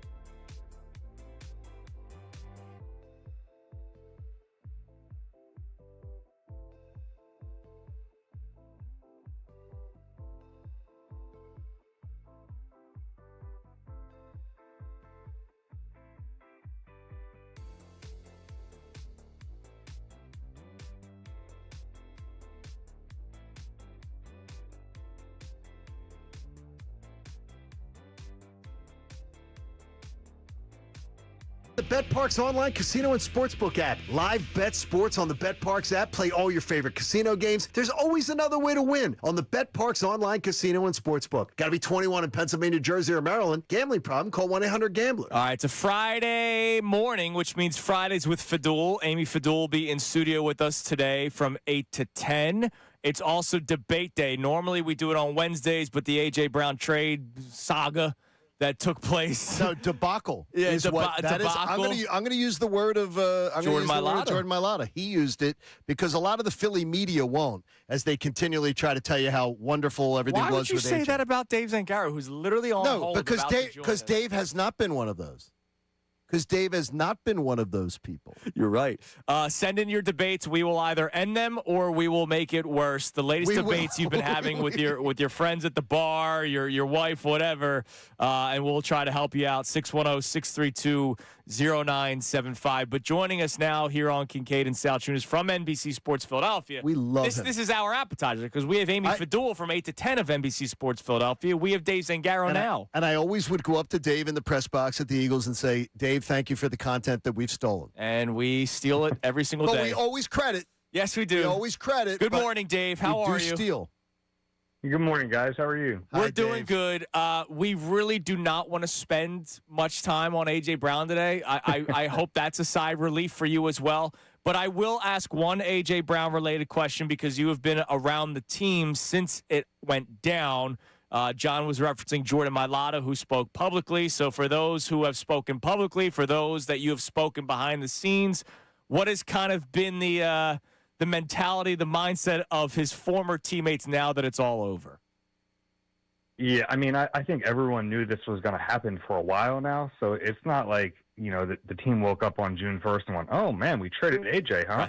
Right. Like, I think that everyone knew that the situation was over. It was just a matter of time before they traded him. So, look, I think that actually, in that building, he was well liked by his teammates. I don't think there are many people who would deny that there was a faction of his teammates that really liked A.J. Brown that are never going to say anything bad about him. And a few of those guys spoke publicly earlier this week, but it had run its course. And, it's been quite a saga. Oh, and it's funny because I thought when AJ got traded, like everyone would be like, all right, time to move on. And it's been the opposite. It's been, it's like all of a sudden people forgot that he was going to get traded and then it happened. And now we're doing this whole post-mortem thing, which I understand is somewhat natural, but it was not a surprise to anyone when the move happened. I appreciated that Jordan Mailata said debacle. Because it is a debacle that they had to get rid of one of the most talented wide receivers in the game and that he wanted out of here. And but what's clear, as you said, it's uniform. The guy was loved. I mean, he's a loved guy. But do you think what went down last year, you could hear the frustration in Jordan Mailata's voice about the whole, he called it a saga, he called it a debacle. Do you think that people who loved him could still have found it incredibly frustrating? Yeah, and honestly, I'll tell you the truth. Like, I'm a little surprised his teammates weren't more annoyed because I think if it were me in that situation and I'm watching this really talented player not play to that level because of his frustration, I know me personally, I'd be really irritated by that. But I never honestly got that sense from a lot of his teammates. So that part is a little strange to me. I think it's because he was still behind the scenes working really hard, doing all the things throughout the week to take care of his body and to get ready for games. But yeah, like you turn on the tape from last year and you go, well, this guy wasn't engaged. He wasn't the same player anymore because he was like mentally out of it. That would frustrate the heck out of me, I think, if I were his teammate. But I never honestly got that sense from the guys who really were his teammates. So, Dave, we're trying to turn the page and move forward to 2026, which means the season that does not have A.J. Brown on the Eagles. I had 5 questions that I asked John and our producer Austin this morning, and we just kind of kicked it around a little bit. These questions won't be answered until the season plays out, whether during the season, after the season, the next offseason in 2027. But one of my big questions is Chris Cooper. Is he a plus? Is he a minus? Do we even remember the name Jeff Stoutland at some point during the season? You've been around the team so far at OTAs. What has the sense that you've gotten so far with the new offensive line coach that's replacing a legend? Yeah, we're obviously so early that they're not in pads yet, but I think he is, like, the people like him so far. It's a tough job. It's like a tough situation to come in here and replace Jeff Stoutland. All 5 of those starting offensive linemen have never played for anyone else. Right. Like, that's really hard to come in and replace a legend like that. Those guys love Jeff Stoutland. They love his family. Like, that is a really tough situation for Chris Cooper. It takes guts to take that job, honestly, like, to just step into that role. Look, they're going to miss Jeff Stoutland. He's one of the best coaches in Eagles history. I can take the position out of it. Like, he's one of the best coaches in Eagles history. The one thing you have with Chris Cooper is, like, if the Eagles really are going to be all in on this scheme change with Sean Mannion, he has coached this style before. And that's not to say Jeff Stoutland couldn't have learned it, couldn't have done it. Football is football at the end of the day. We hear that all the time. But if they're going to maximize this new scheme that Sean Mannion's bringing, I think it was wise to bring in some of the coaches he has familiarity with, who have familiarity with the system. And that doesn't end with Chris Cooper. There is Ryan Mahaffey, the new run game coordinator and tight ends coach. Josh Grizzard has a background in this offense as well. Like, there's other coaches that they brought in that are either Mannion guys or know this style of offense. And I think that's important because you don't want to bring in Sean Mannion and kind of half-ass this, right? You want to bring him in and try to get the most out of this scheme change. And that might be part of, Chris Cooper's benefit here. Dave, what do you think will be the most tangible benefit of the offensive scheme change? Well, I think it's going to be that it can work for them, that they don't have to rely on just winning matchups anymore. And that's not to say it didn't work. Like, I think specifically about, this team for the last 4 years had A.J. Brown and Devontae Smith. They went into pretty much every game feeling like those guys are going to win. We can win our matchups on the outside. We can throw the football to them, and we can be a good offense. And for most of the time, they were right.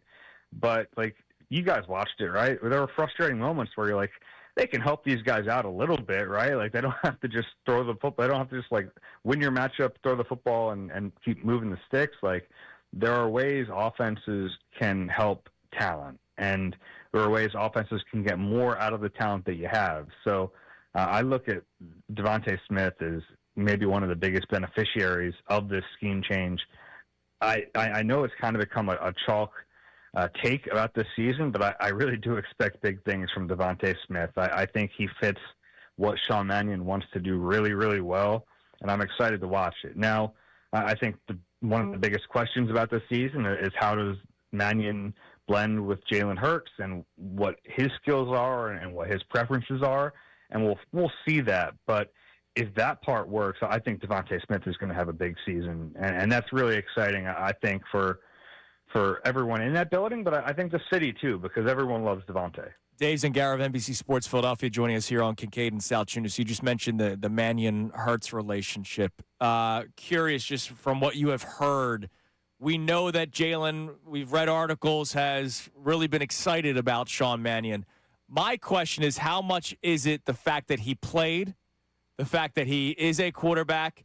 Because, kind of like Nick Castellanos with Rob Thompson, it kind of felt that way with Hurts and Patullo last year. Like, all right, sure, man. Whereas Sean Mannion, he's done it. It might be a little bit different. What have you heard? Yeah, it seems like that relationship is going really well, and that's a really important element to this whole thing. Like, if that doesn't work, it ain't going to work. Like, that relationship needs to be a good one, and I think it really comes down to, we've heard so much about Jalen this offseason and, how coachable is he, all that stuff. I think for Jalen, what it comes down to is he wants to be able to trust the guy in charge of the offense. He wants that guy to have the answers when Jalen has the questions. And so far, Sean Mannion has had those answers for him. And, it's about if this coach can show Jalen that he's going to make him better, that this offense is viable, that that matters. It just does. So, so far, so good on that. You know, the caveat with all this stuff is they've had, 6 spring practices so far. So they're pretty early in the install, but like the signs are there so far. The one thing that gives me pause is the Eagles keep pointing at, well, Jalen's been good under center. He's been good in play. Like all these things he's done at a high rate or like at a high level, but it's been a really small sample size. So now you're trying to extrapolate that over, okay, well, what does it look like when he now lives in these elements? And there's really no way to know until we see it full time, but like the signs are good so far. Who do you think is on more of a clock or of a critical clock? Nick Sirianni or Jalen Hurts? Yeah, it's a good question. I would say Nick Sirianni, but that's a tough one. That's a good one because Nick, to me, like he's done a really good job, and they like the internal rating of Nick is probably much higher than the external rating of Nick. Sure. I think they like the role that he plays. I think they talk about the things he does that maybe don't show up externally as much, and I think there's some truth to that. I think that there are things that Nick does really, really well, but I think that this is a big season for both of them, and I'm not going to say it's like a make or break season. I think sometimes that gets thrown around a little too much, but I think it's a big season for both of them because there is so much newness on offense. And for Nick, like the one thing I'm curious about is, let's say it's week 5 and this new offense isn't working. What does he do? Like, because, you think about just human nature. If you're coaching for your job and you have to rely on somebody else and somebody else's system, I don't know if you feel good about that. Like, I wonder if the inclination if things do go poorly is like, is Nick just going to take the reins back? I think that's scary. I don't think that would be a good thing, but I do too. You'd understand it, right? Like if this guy's coaching for his job at some point, like I'm going to go down doing what I want to do and what I think is best. So to me, that's like an underlying storyline that if you're an Eagles fan, hopefully you never see it this season. Hopefully the offense looks good. It works the way they expect it to work. But in the back of my mind is that element of like, okay, well, what happens if things don't go well? What does Nick do then? What's his inclination? Is it to just take over and go back to what they've done for the last 5 years? I don't know, but like I think that will be human nature, right? Like if you're gonna go down, I'm going down swinging on my own terms. Don't scare me, Dave. Yes, that wasn't what I asked for a weekend. Dave, listen, Thanks, man, Dave. We appreciate the time. We'll talk to you again soon. Thank you, buddy. All right, guys, take care. There's Dave Zangaro from does NBC really good Sports work. Philadelphia.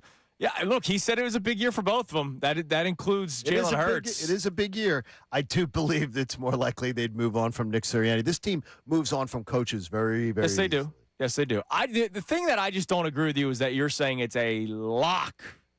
Yep. That he's getting paid. Yeah, because I think this year. because first of all, I think the quarterback market sucks. Sure. Sucks. Unless you're going to say Baker Mayfield. That's who's out there in the veterans next year.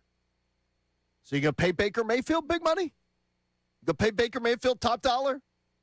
I don't know. Hopefully he's been less successful than Jalen Hurts by far. A lot of guys have been less successful than Jalen Hurts, and yet here we are. So then you're going in again. You're going to go into the grab bag of quarterbacks in the draft.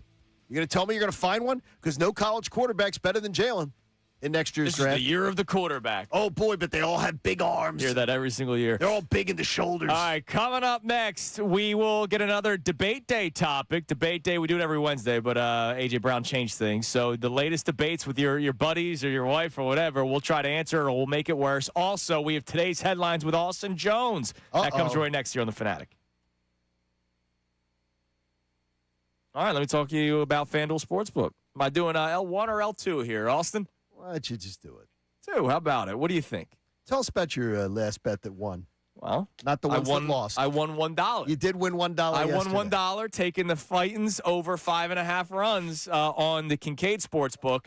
But I know FanDuel will be even more beneficial to me. Who do you think will be wearing the ring at the end of the NBA Finals? Take your own shot with FanDuel, and you might just be celebrating a victory of your very own. I still believe San Antonio comes back and wins this series despite being down 1-0. Right now, new customers can hit the court with $350 in bonus bets guaranteed after betting $5 for 7 straight days. FanDuel, in partnership with Valley Forge, is the best place to bet all your favorite players during the NBA's biggest event. Play your game any way you want. You can seek out individual player markets for baskets, rebounds, or you can build an epic same-game parlay for a chance at a bigger payout. It's up to you. And best of all, FanDuel, when you win, you get paid instantly, and then you get to lock into the next bet. So maybe you did take the Titans yesterday, and they're over 5.5 runs. And as soon as you make that money, you can then bet on the mid-afternoon games or the nighttime games because the Phillies had the early one yesterday. If you're ready to play your game, just visit FanDuel.com/local to join now. Get $350 in bonus bets guaranteed after betting $5 for 7 days. FanDuel, it's an official partner of the NBA. You got to be 21 plus, present in Pennsylvania. First online real money wager only.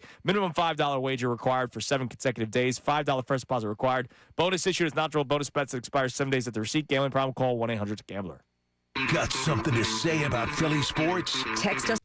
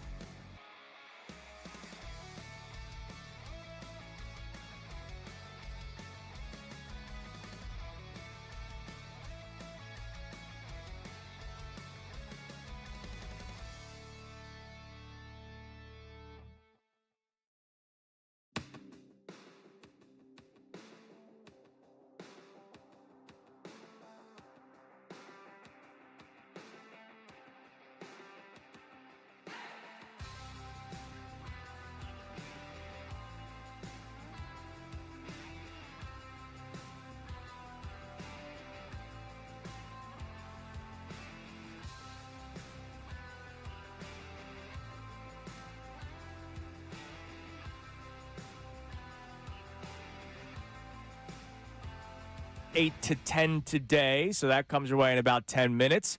We have today's headlines with Austin Jones in a minute, but Austin, it is debate day. We just had to move it to Friday because of the A.J. Brown stuff.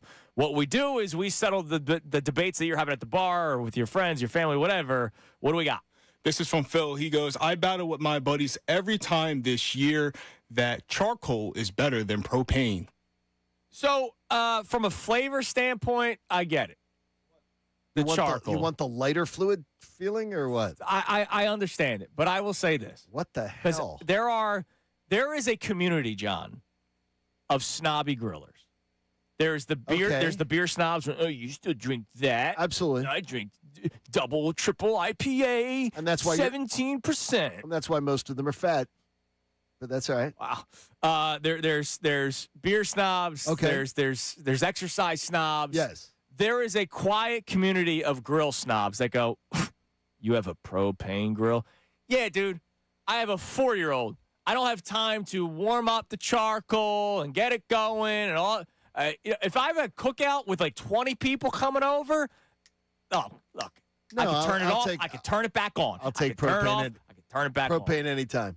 And by the way, the people who have gotten those, the Traegers or the Blackstones. Yeah, the flat tops. Oh, my God. Oh, yeah, that's my next purchase. Oh, yeah, you got it. We had one in college. Perfect, dude. If you have the dual where you have the grill and the flat top. Oh, that's next a to thing? each other. Oh, yeah. Oh, dude. Oh, no, they sell them. Oh. I've seen it at, I got to get me one of those. I saw it at our Home Depot. Probably when we were getting liquor in Delaware illegally. I saw it where they have the half and the half. You know me. I'm a use it till it's broken guy, like my car. Which, yeah, exactly. Held together by so rust. I'm going to use... Davis Honda's going to take care of that, I'm going to use I would hope so. I'm going to use my grill until it's broken, but that's my next purchase. All right, it's time now for today's headlines with Austin Jones. Today's headlines with Austin Jones. Funky. He's got the best intro of all. Funky. Thank you. Shout out Matt Menard. Today's headlines are brought to you by Lundy Law. For over 70 years, Lundy Law has been fighting for injured people. If you need them, remember the name, Lundy Law, your injury lawyers. Visit LundyLaw.com. That's LundyLaw.com. Alrighty, so keeping with football, as that's been part of our conversation today, our guy, Chris Long, former Eagle, on his Greenlight podcast, dropped his top 5 defensive lines in the NFL. This is just the top 3, and I'll give you the other 2. I think you got to go Rams 1, but I'll put the Hawks next. The reason I would put the Birds right below him is because Grenard, while he's a great rusher, and Smith outside and Jalix Hunt, I don't think they have the depth that the Hawks do, although inside I think they're really elite. Carter, Ajomo, Davis. And to round out the rest of the top 5, he had the Broncos at 4 and the Houston Texans at 5. Your thoughts? No, I think it's fair. That was Chris Long? That was Chris Long. When did the Hawks thing start? That's my biggest takeaway. I don't like that either. You played here. You are a legendary. The Patrick Robinson pick 6 starts with you. Don't make this Hawks thing. It's like the Mean Girls. Stop trying to make fetch happen. Right. Let's not do this Hawks thing. That's my biggest takeaway. With all due respect to the work that you did recording that of Chris Long, you watched it. I respect it. I respect his analysis. Hawks. That's got to stop now. We got to put an end to that. I'll send a DM.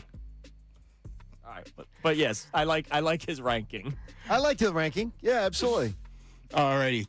Keeping up with football, there was a big trade this week that did not involve A.J. Brown. Myles Garrett being sent to the L.A. Rams for Jared Verse and some draft picks. The thing about Jared Verse is he wears number 8, and there's a quarterback in Cleveland that, he might have some jokes on him, but he also wears number 8 in Dylan Gabriel. Well, Jared Verse just went to practice and started wearing number 8. No, what? Now, I will say this. In the NFL during this time, you can replicate practice numbers because the roster isn't down to the 90-man. Right. So as soon as the roster gets down to the 90-man, they will have to decide the numbers that they want. Whoa. That's disrespectful, though. Yeah, so Dylan Gabriel goes, yeah, kind of hope he paid me for it, but then he just started wearing it around practice. That's disrespectful. He just started showing up in his number? Just showed up. Wait a minute. Whoa. He had to ask for that. He took his chain, man. That's not right. Like that's not right. Jalen Carter did to Jared Verse already. If I'm Dylan Gabriel, by the way, and in a locker room, he'll have to buy that. He is buying that number off me. Well, and the price just went up. Dylan Gabriel's got to make the team first to get Dylan Gabriel's going to be on that team. They have how many quarterbacks? They have 7. They have Watson. They have Deshaun Watson. They have Shador. They have Dylan Gabriel, and then they drafted Taylor Green from Arkansas. Well, then Taylor Green's probably going to be. Yeah, he might not be on that Dylan team. Gabriel might not be on the team. He might not be on that team. He stinks. I don't think Shador Sanders should have been like the number 1 overall pick, like Mel Kiper made it out to be. Shador Sanders is a better quarterback than Dylan Gabriel. Wow. Dylan Gabriel walks in as the 3rd guy on the roster, regardless of what you think about Deshaun Watson. He might not even make the team. Yeah. So he might not have to pay him. Okay. And just for that going, Myles Garrett did pay Poona Ford of the Rams $4.95. So, yeah, Jared Verse, you got to pay some money up. Did they say what he paid? I did not see how much he paid. That's what I'd like to know. I'd love to know that. Last one for us here, gentlemen. We've all been to NBA games. We all know how NBA players like to, have some close friends to say within their circle. Oh, yeah. Well, on Nightcap, Joe Johnson said that, sometimes when the game's out of hands, we start scanning the stands. We sit over there on that bench. 5 minutes left in the game. Let's say we up 20-30. Hey, cats go to picking your girl off. Man, you see Shorty up there, 6th row up there. Don't look right now, but she in the 6th row up there. She up there. don't look right now, cause I don't want to make it obvious. She in the 6th row up there. She got a white shirt on. Yeah, her homegirl. Yeah. Hey, I need you to go get that number for me.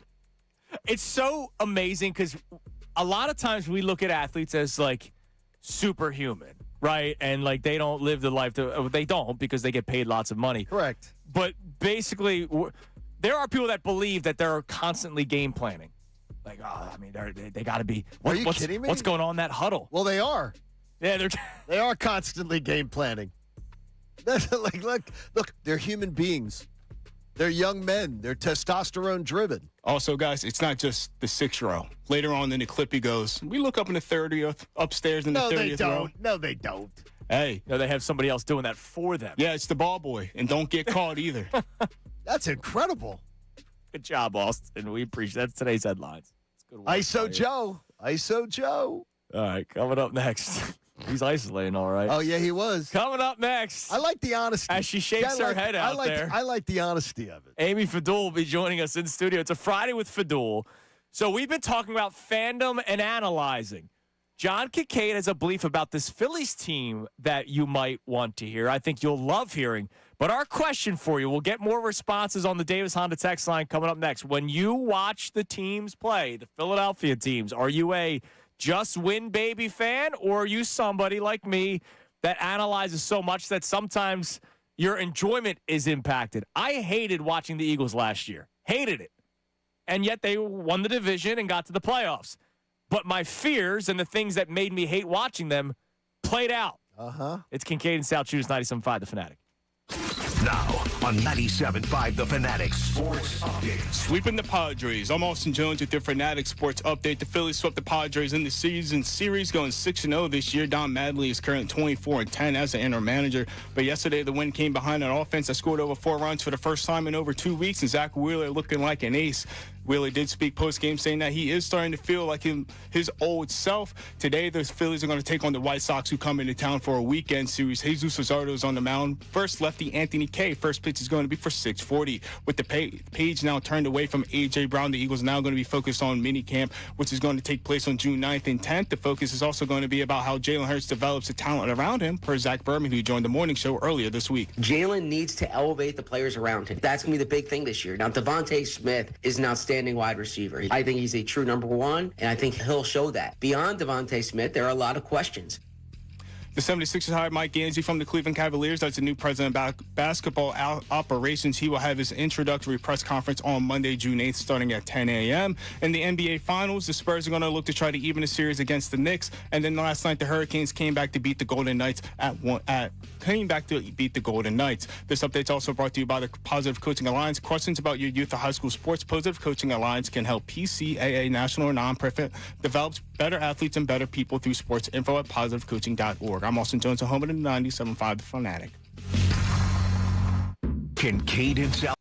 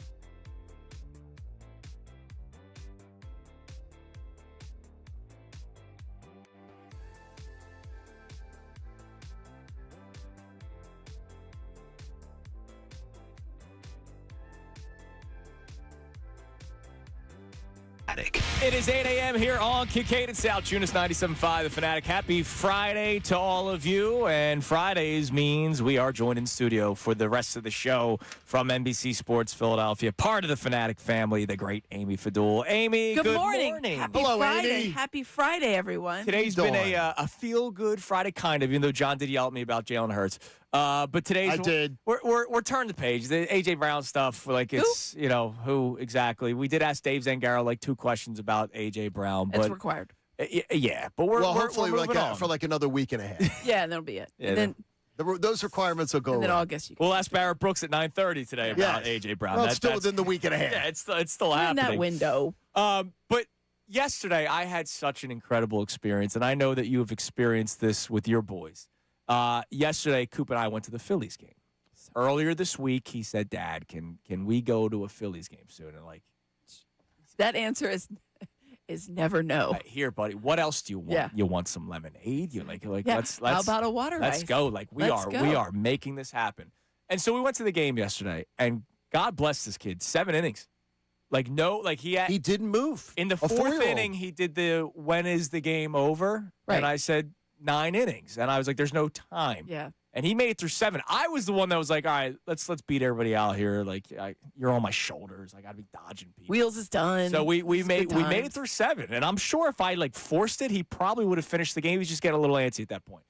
But the reason why I bring all this up, it was so nice going to a game with somebody so innocent, right? Like Fandom hasn't tainted them yet. when I go to games with my dad, it's this guy sucks. All right, boo! Yeah.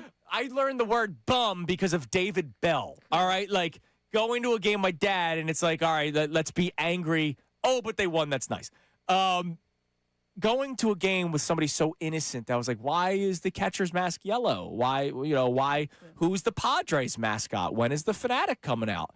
And it was just so nice to be like, wow, I'm not breaking down that guy's play. Right. Alec You're not Bohm. worrying about Zach Wheeler giving up that one long ball. Alec What is Bohm had a happening? couple of really bad at-bats yesterday, and you know what? It was fine. The guy sitting next to me, this guy stinks. And I was just like, I love sitting next to people like that, and then when whoever they're booing does something good, and they're like, "Well, about time." I'm like, "You can't win." Adalis do it, right? Garcia hit the home run. Exactly. And that's exactly what the guy next to me said. And by the way, he's not wrong because about He's time. not, the thing is, they're not wrong. Yeah, they're but not It's just wrong. always my favorite. I'm just like, oh. So, I had this brief period of time yesterday where I was like, man, that's who I used to be. Like, I used to not We were all that way. do this job. I used to not analyze everything. I used to not watch all the other teams too, because part of my analysis of the Phillies and the Sixers and the Flyers and the Eagles is what are the other teams in the league doing? Mm-hmm. It's why last year I hated watching the Eagles. I hated them. The offense was horrific, and as great as the defense was, It wasn't a winning situation. I would watch what the Rams were doing. I was watching what the Seahawks were doing. I was worried about that 49ers game. Like there were, and that's 3 teams in one division, right? Like that's all in the West. But it was nice to just disappear for a little bit and just be a fan. And Childhood Andrew. it was nice to just have that experience. So But you're not going to pollute your son. Yes, you Coop's are. not going to pollute him with your negativity. Yeah, he you are. might help me with my positivity for all I know. Did you help your dad? No. I hope you. I can just see because it's generational, right? That's the beauty of sports. It's generational. It's something you share with your children, and it's so true here. It's true everywhere, but really much more. So I think it's more impactful here. You see it much more here. You see generations of families going to games together, all the sports, and with that fandom comes we'll call it passion. Yeah. I did not, though. I did not turn out in any way as a Philly fan like my father. Do you think because your dad was so over the top that you were like, I'm not going to be that guy? The first incompletion from Ron Jaworski. He stinks. In a game. Here we go again. Yeah. There it is. See, now that's There a it tough way is. to be. I always tell my kids when they get down on themselves or they say something like, I can't do that. I'm like, that's a tough way to go through life, kids. Like, that's a tough way to be.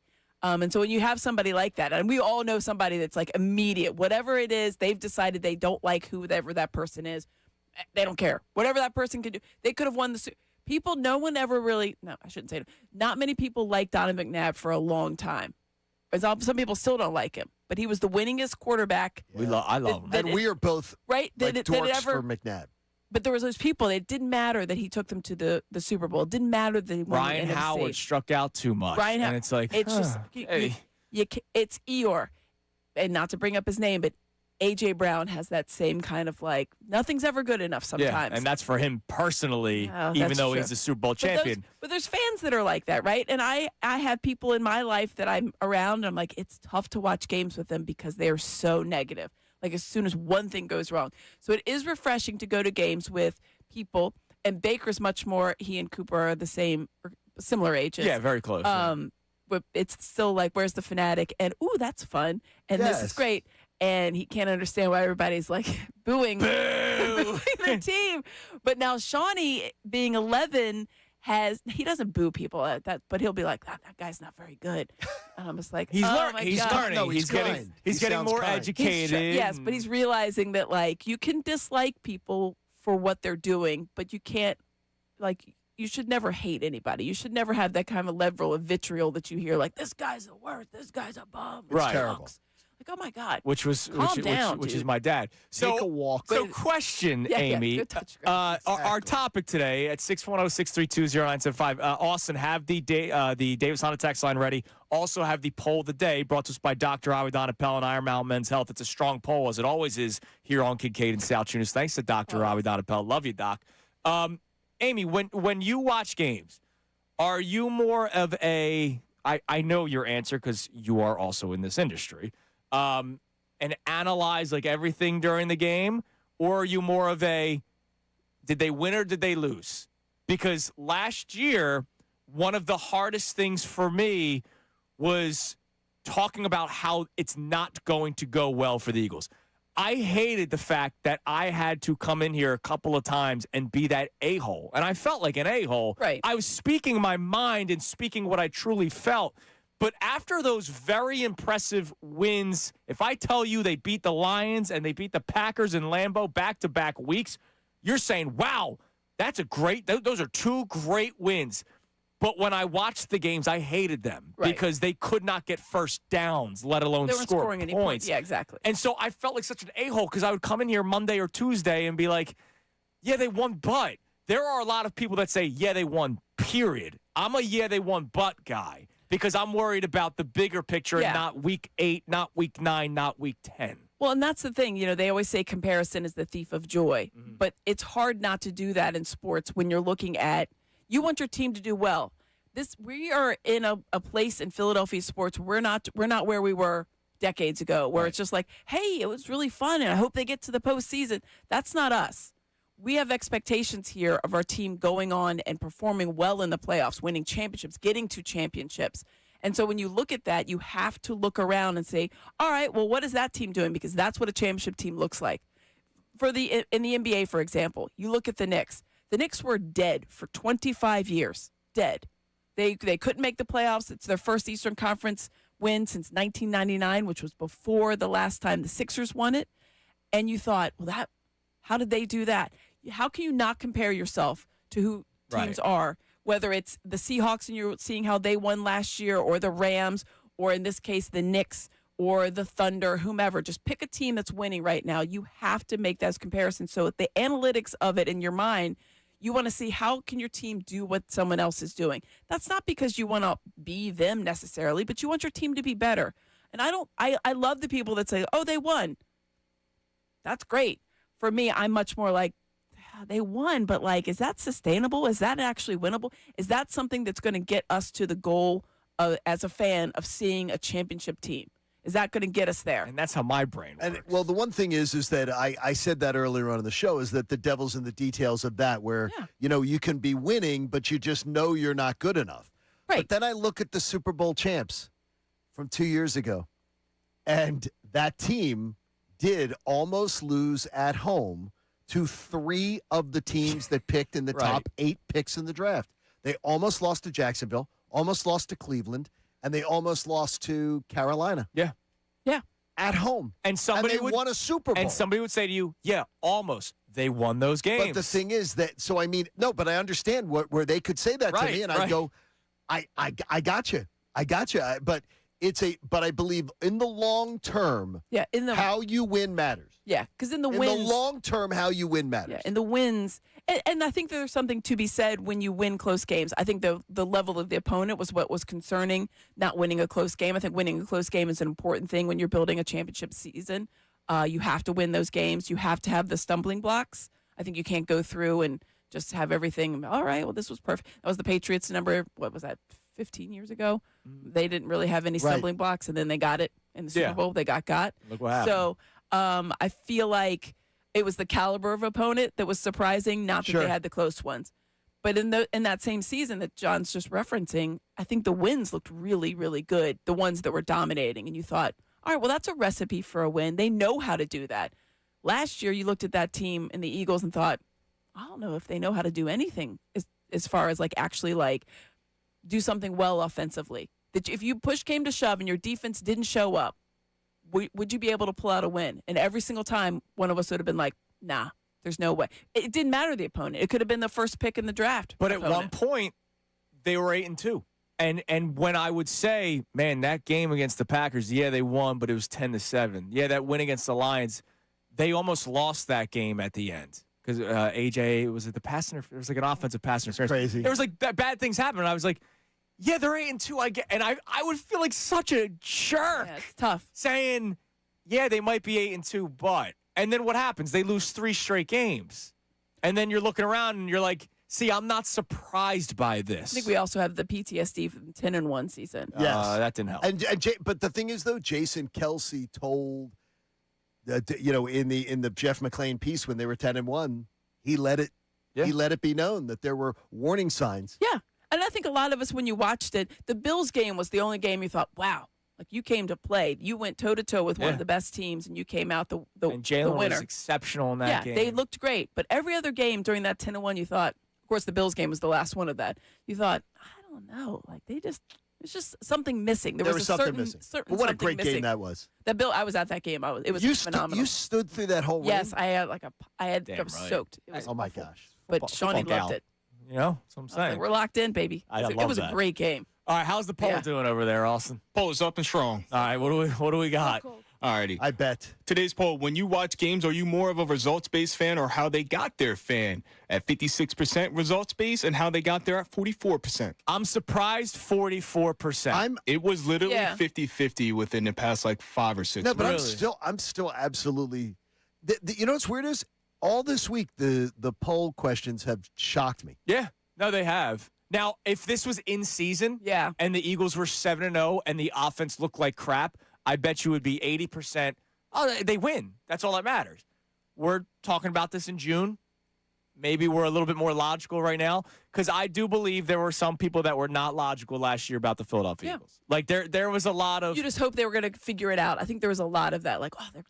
You got AJ Brown and in fairness, because they figured it out the year before. Dallas Goedert. The passing offense sucked the year they won the Super Bowl, and they still figured out a way to win. So in fairness, correct. There's only so much you can overcome. All right, Johnny, it's funny that you send me this Phillies topic on the 4-year anniversary of the Angels game when Bryce Harper ties the game with the grand slam. Yep. And then Bryson Stott walks it off. And that was a little bit later in the year in terms of when they fired the manager. But if you remember, they fire Rob Thompson, they win some games, and then there's magic. They're the best record in baseball since firing Rob Thompson. Right. And so that year, 2022, they fired Joe Girardi. You started to see some magic. Now, the record in baseball, you point out, it's been spectacular. It's the best since the firing. Nobody in baseball has played better than the Phillies record-wise. And all thanks to the starting pitching and not the lineup. Well, up until yesterday. No lies detected. Yeah, correct. And that's part of my problem with my overanalyzing. Yes, you're right. Statistically, they're the best record in baseball. No lies but detected. they can't hit a freaking left-handed pitcher. Yes. Again, PTSD from every postseason the last 3 years. But you believe this could be a nice little moment for the believe Phillies. it could be because here's what's going to happen. Here's where I'm challenging it right now. We're at a point right now, this is a launching off point. They just went 7-2 in one of the most 9-game, if you're talking 3 series in a row, This is one of the most difficult 9-game stretches they will face all season long. Oh, yeah. And they just went 7-2 in it. I said they'd go 6-3, and I thought that was Billy Big Balls. Yeah. Predicting they'd go 6-3. You didn't think they'd double sweep the Padres? No, I did not. Now they face a bad White Sox club that they can hopefully at least win 2 out of 3, hopefully maybe even another sweep, before they head to Toronto and Milwaukee. Toronto-Milwaukee's a tough road trip. Toronto's playing much better baseball That's a tough recently. road trip. Milwaukee's playing really good baseball. American League champions and Milwaukee's just scrappy and tough. Yeah. If you could go a 3-3 road trip there, that'd be awesome. But then you have a really manageable stretch. And when I say manageable, I'm maybe being kind. Yeah. That's going to lead you up to the All-Star game being here in Philadelphia. This is that stretch that you basically had end of April, early May, where you're like, they can beat a lot of this is really looking good. When they get back from this road trip, you've got Marlins, Mets homestand. That's a big boost right Then there. you get a road trip that is Nationals, Mets. Then you come home for Pirates. Then you go to Royals, get a little revenge, hopefully, on the Reds. Then you play the Tigers, who have scuffled. Oh, yeah. Going into the All-Star game. I demand. I'm making a demand. Look, I'm going to look. July 31st. July 31st. They won't have to hear any of this nonsense anymore here. I demand the top wild card seed to be secured as far as firmly in place to be in the top wild card spot by the All-Star game here in Philadelphia. I like that. With this schedule, they should be able to eat.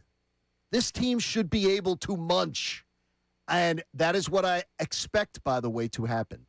By the All-Star break, when we come in Monday, July 13th at the All-Star break, when we're getting ready for all the festivities here in town, I'm telling you, I believe the Phillies will be firmly in the top wild card spot. Which arm will the pitchers be throwing with?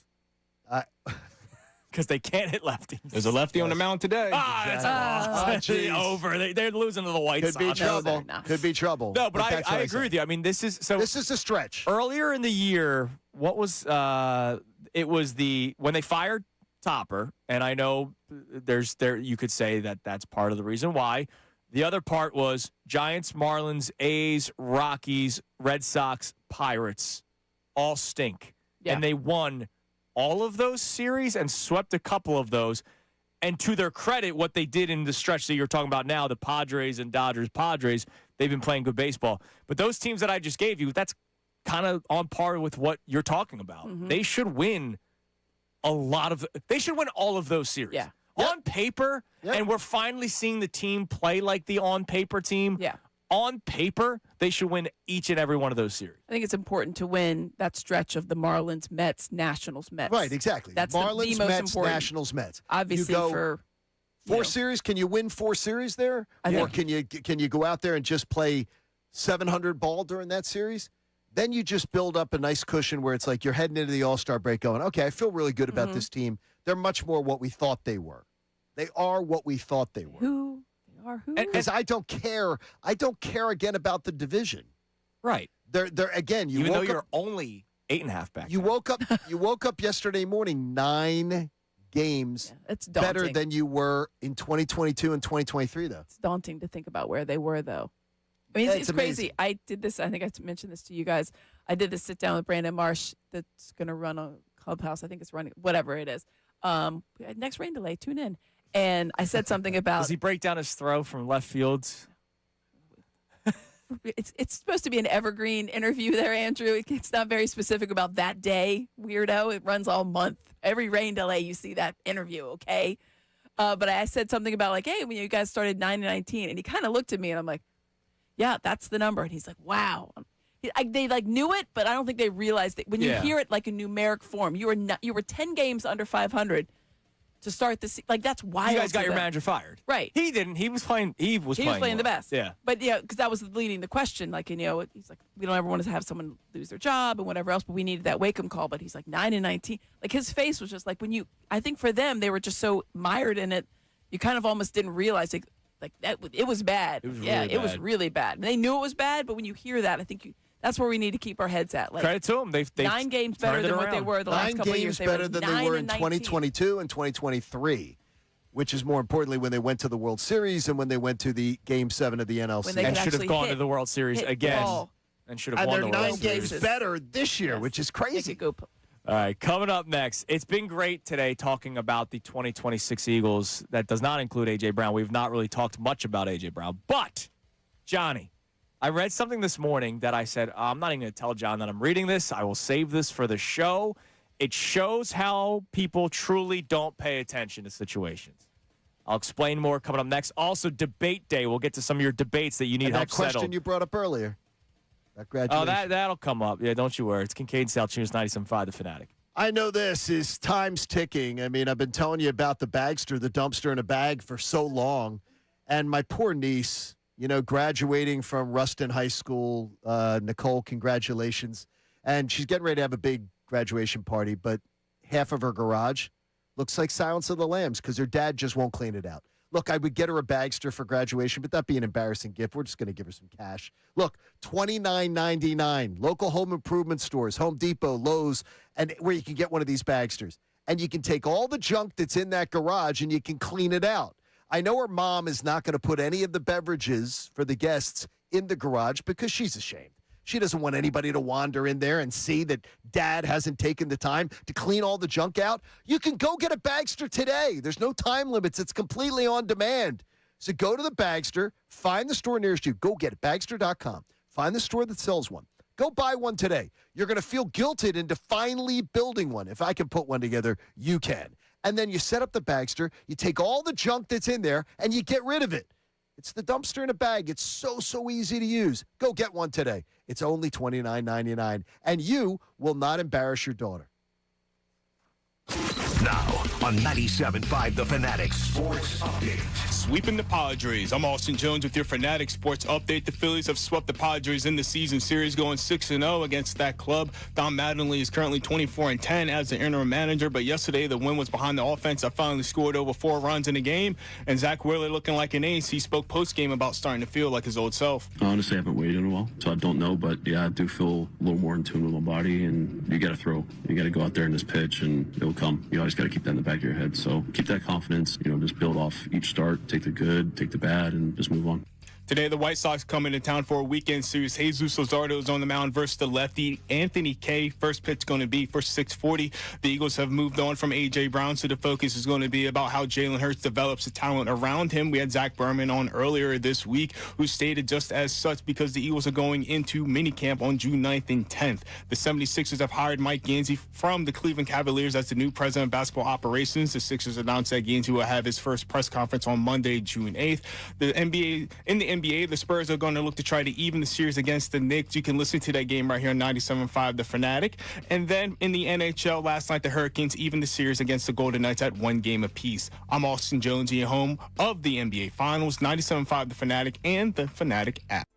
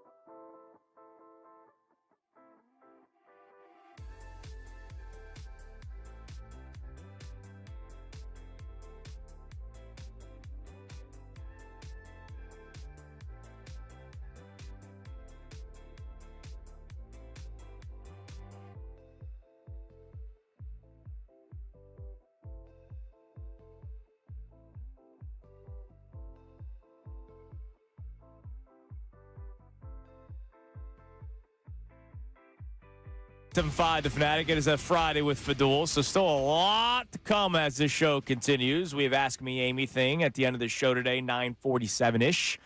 Barrett Brooks of NBC Sports Philadelphia will join us at 9:30. We went with the triple header of NBC Sports Philadelphia. A lot of us. Amy's here with us now. Barrett will join us at 9:30. We spoke with Dave Zangaro an hour ago. And you can rewatch any of these on 97.5, thefanatic.com, or YouTube, as you should. All right. One last, A.J. Brown thing, because we've been paying more attention to the 2026 Philadelphia Eagles. We promise. I'm as best we can. We promise until they have a joint practice. Exactly. I can't wait for that. Yeah, I cannot wait. One. Yeah, you're right. That's a big one. It's going to be great. All right, I'm starting to not like Ben Arthur of Fox Sports. Respectfully, of course. He writes things where I go, I don't know how much you're truly paying attention. I get it. Being national, it's hard, right? Because we live it so much differently. It's why whenever we have Adam Schefter on, he kind of laughs at us. I go, dude, you're following so many other teams. You're getting texts from so many GMs. Of course you don't realize that the Eagles offense can't get a first down. I do, because I watch every snap of every game with the Eagles. So this guy, Ben Arthur, writes for Fox Sports, and he covers the league nationally, and he has an article out. The biggest off-season questions for the NFC teams this summer. So he did one for each team, and we will only focus on the Eagles, of course. And the Eagles' question is, are the Eagles going to regret trading A.J. Brown? What? For months, the Philadelphia Eagles had been preparing their roster for the eventual departure of three-time All-Pro receiver Brown, who was officially traded to the New England Patriots on June 1st. Philadelphia drafted Mekhi Lemon with the 20th overall pick, signed veteran receivers Hollywood Brown and Elijah Moore in free agency, and traded for wideout Dontavian Wicks. But can they fill the void left by Brown, who posted 4 straight 1,000-yard seasons with the Eagles? More will be asked to Devontae Smith as quarterback Jalen Hurts' top target. What do you mean regret? What is it? Yeah, what I feel like that's a loaded word. And more importantly, he wanted out. Well, that's the thing. So are you going to regret it because you think he's going to be productive? He's almost spinning it like the Eagles wanted to trade A.J. Yeah. What is he talking about? Yeah, that's an odd phrasing. That's not. But Bomani Jones, did you see him the other day? Bomani Jones on his podcast. The Eagles are stupid for trading A.J. Brown. It's like, they didn't want to trade him. Howie Roseman made it clear multiple times. We want AJ here. AJ's on our team. We want him a part of our future. Traded. Yeah. It's just I don't know. Oh, they're going to regret that. So the alternative in people's minds that think this is that you just keep an unhappy receiver that is going to already who already kind of started to implode toward the end of last year. And he already started disrupting the team at 4-0. Bottom line. At 4-0 last year, he had to be talked to by the owner. He was doing the social media campaign. And then that's when the 4-0 is when the whisper campaign started. Right. All the secret. Yeah. The only real, deep, which this would never have happened, question would be is, should they have traded Jalen instead of AJ? Because AJ clearly had a problem with one person, right? Mike Garafolo straight up said it the other day. He said he had problems with one person. It was not Nick. It was not. He mentioned Big Dom. It was not Big Dom. It was not anybody. It was Jalen Hurts. And so really, the Eagles had one question to answer. Who do you keep? Jalen or AJ? Of course, they're going to keep the quarterback. So unless Ben Arthur is suggesting they should have moved on from the quarterback, which he did not mention in his little blurb, what do you mean regret? The guy didn't want to be here. Yeah. And it made it so overtly known. And it wasn't even hey, do you think AJ's unhappy? Will the Sixers regret trading Ben Simmons? I bet you that somebody probably wrote that without knowing anything that was going on. That's really bad. Yeah. The only person who misread that was Jason Dumas. Is the whole story about Ben Simmons. Yeah, as the most horrible misread of that situation. That's truly remarkable. It's bad. It's bad. Yes, I don't get it. Yeah, I think the word that they were looking for is, will they miss him in their offense? And the answer is yes, we know that. Yeah, that is everyone knows that. That is, but regret is like you said, it makes it seem like the Eagles are the ones of we're forcing this, we're getting him out of here. We don't care how it's going to look. That's not what this is at all. No, it's not what it's been for years, I guess, No, at this I point. mean, we're going on 2 seasons of this. Yeah, sometimes like That's incredible to me. I can't believe I read that this No, morning, but I can't and I was like, believe I that got to the save editor- this. But there's more than one. Yeah, but I can't believe an editor Oh, that's good stuff. that was like, yeah, let's go with that. There's no fact checking that goes on, obviously. Fox Sports? Yes. And there's also no mention of Jalen Hurts in an article where you're talking about. There was clearly only 2 choices, right? Yes. You either go with AJ or you go with your franchise quarterback. And let's face it, It's a franchise. there wasn't 2 choices. There was Like, not 2 choices. I saw Money Marr saying, why the bleep would they trade Jalen over AJ? Shaking my head. We're not being serious. You're not. The point No. that we're making is No one in the world is making that claim. AJ Brown had problems with one person. It was Jalen Hurts. So if you wanted to keep him, you want to write a hot take article of Well, should wait they a have minute, though. kept Jalen over AJ? Go for it. I disagree with your premise there. He had problem with 2 people. Jalen Hurts and Kevin Patullo. Well, yeah, the offensive. He had a problem Well, with Kevin Patullo. Yeah, but Patullo's gone. But I understand. But he had a big problem with Kevin Patullo. As did I think that's where some of when people think he had a problem with Nick Sirianni, I think it's because Patullo and Sirianni were very, very interconnected with the offense. Nick was going to side with his buddy. Yeah, Probably. So I think Well, no, and I think there could be a little anger below the surface there with frustration. Nick for saying, with Nick saying, like, what? How the hell did you put this guy in that position? Yeah, I feel like that's. But as a player, and at the end of the day, I think AJ Brown does have a certain level of a professionalism in him, and I think he would look at that relationship and realize that's a head coach. That's what he's going to do. I'm not going to hold that against him type of vibe. I think he has a very high level of professionalism when it comes to things like that. He does not have that relationship with Jalen Hurts anymore, and so he doesn't have to have that level of, I don't care. Speaking to someone around the Eagles the other day is that the way that people talk about how everybody universally loves A.J. Brown, like the players, how they universally loved A.J.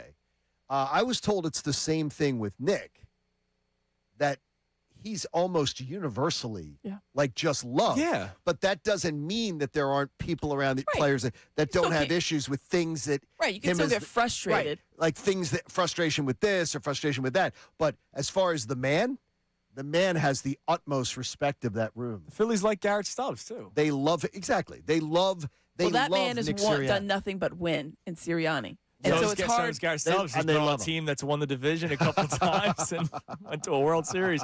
All right. Less performative.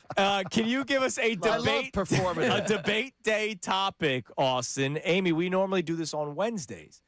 We started this a couple of weeks ago. It's debate day. It's whatever people are debating at the bars recently or whatever's going on at their house, what they're debating. But we had to move it because of the A.J. Brown stuff, so we're doing it today. So what do we got? Yeah, so this is from Bruce, and this is perfect that Amy is here today. He goes, debate topic. My wife and I argue all the time about this. My wife believes Calbert Cheaney is the greatest basketball player in college basketball history. Meanwhile, I believe Tyler Hansbrough is the greatest. Both are National Players of the Year. However, Hansbrough is the ACC all-time leading scorer in college basketball. That's like being the all-time passing leader in the SEC. Could you help us settle this debate? Okay, first of all, Tyler Hansbrough, tremendous college athlete. Wow. Amazing. Tremendous. The best college basketball player, though, and it pains my little I know blue heart. you're gonna say it. That's gonna be the same one I'm gonna say. It's Christian Laettner. It's Christian Laettner. It Christian pains my Laettner little heart. And if I yes. met him, I would stab him still probably with the shiv. We talked about this that I fashioned You've out said of the this court. locally or on the air multiple times now. Having covered him with violence. Having covered him, I don't care. No, I would tell you. I would tell you that you may want to do that. Well, yes, I remember I actually ran into Bobby Hurley one time, and I kind of joked with him about he was like, because we were in Lexington, I was like, I can't believe you can show your face here, because he was in the horse racing. He's like, yeah, I think people don't hate me as much as Laettner. I was like, that's true. And he That goes, is true. He goes, people aren't alone in that. Exactly. No, I was not alive, but I'm a historian, I would think, when it comes to sports. Yes. Ralph Sampson's usually a name that comes up too. Ralph Sampson was three-time all. Now so this is also when they played 4 years and it was a lot different. It's funny you say that. We have I do all these random I always do these trivia things when I'm with Shawnee because he just loves trivia and it's great. And we were going through players of the year who had also won national championships because there's that trivia question. I'm sure I've had it for you guys. Mm-hmm. There's only 4 players who've ever won a national player of the year and 2 national championships. Laettner's won. And everybody else can think about who the other 3 are. So, and we were going through that. He's like, well, let's start naming the players who have won it. And when I got to Ralph Sampson, I told him he won it 3 times. He's like, no. I'm like, yes. Yeah. Like, that's crazy. Wild. Like that, to me, that. Yeah, I mean, he's in the realm of like a Lou Hansborough. Alcindor, Kareem. Yeah. There's Bill Walton. Tyler Hansbrough, for people that watch him, you just thought like that. The guy shouldn't be as good as he is because of the way that he looks. Right. Very Right. Tebow-ish. Yes. Yes. I do. I think he's. No, I think it is of the good Tebow. analogy. I agree with you. I think it's of the Tebow mold, But yeah. where it's he's me, a who I scrappy. watch. Yeah. He's a Look at scrappy him. cerebral Bro, we player. all saw Tebow's arm. Like, we all saw it. We all watched his But he arm. willed teams and to they win. won. It was Yeah. unbelievable. All right, what else we got? That's a good one. Alrighty, so we have the NBA Finals and the NHL Stanley Cup Finals going on. This is a text in regards to who has the best trophy of all time. And this also includes tennis, golf, NASCAR, and the Olympics. So the the Stanley trophy Cup. Come on, itself is the Stanley Stanley Cup. easy. It's the You Stanley can drink Cup. out of it. It's It's You put your engraved- name on it. Everybody's got it's it's engraved with all the everyone's- champions. Yeah. Can you hit a baseball with it? You can do, There's been all kinds of things. Tom Brady got drunk and dented it. He threw it off a boat, too. You know, it got. I mean, it's That like was it's. Lombardi. That's Oh, how no, it it was did. Lombardi I trophy. mean, it's the, yeah. You think he won a they didn't let Stanley him Cup, there. too? They didn't He let him is their very Stanley good. Cup. Yeah, they're not letting him near that. By the way, the World Series trophy can't be it because the commissioner called it a piece of metal, so it can't be Well, that. remember, and then yeah. But you see, like we went out to Aronimink, and on Thursday the Stanley Cup was there, and even I stopped by. I was like, it's I like just you want to go, see wow, that. it's gorgeous. It's Yeah. just such a cool thing. They could add on to it. It's huge. It's massive. Well, Yeah. obviously it is because you keep adding onto it. I need Yeah. the guy's job that brings it around. Stanley Cup guys. Met him yes. a couple The of white- times. with the white gloves? I love those man. guys. Stanley Cup guys. Yeah, that's always they always say like Stanley Cup's in the building. I love that stuff. All right, It's the best trophy. Coming up next, Amy, I had a radio term, 5 burning questions. I had 5 burning questions about the Philadelphia Eagles. What are you auditioning for? Get Up? I mean, seriously. I got connections over there. I will run these by you, Amy, but then, John, I do have a 6th. Oh, But a it's sixth? But What a But wait, curveball! there's but more. this Yes. one's a preseason question. Oh, really? Should they play the start? No, I'm kidding. It's Kincade and Salciunas. Amy with us, 97.5 The Fanatic. Inside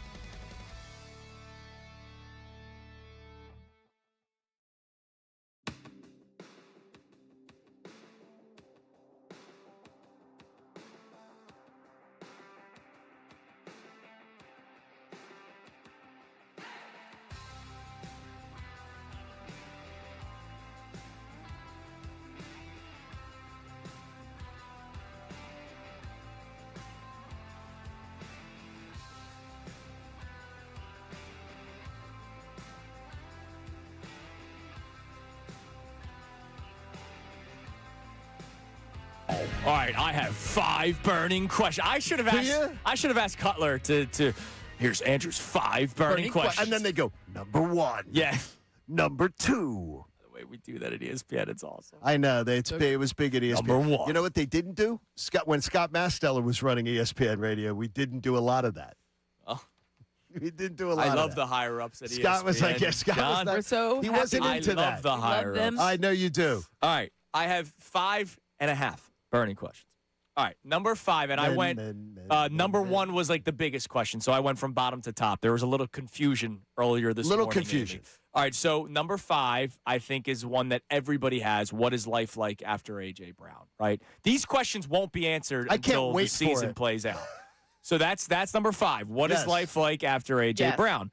Number 4, will Jake Elliott be the kicker of the Philadelphia Eagles Week 18? And I know that sounds crazy for that being one of the 5, but he's been statistically the worst kicker in the NFL for 2 consecutive seasons.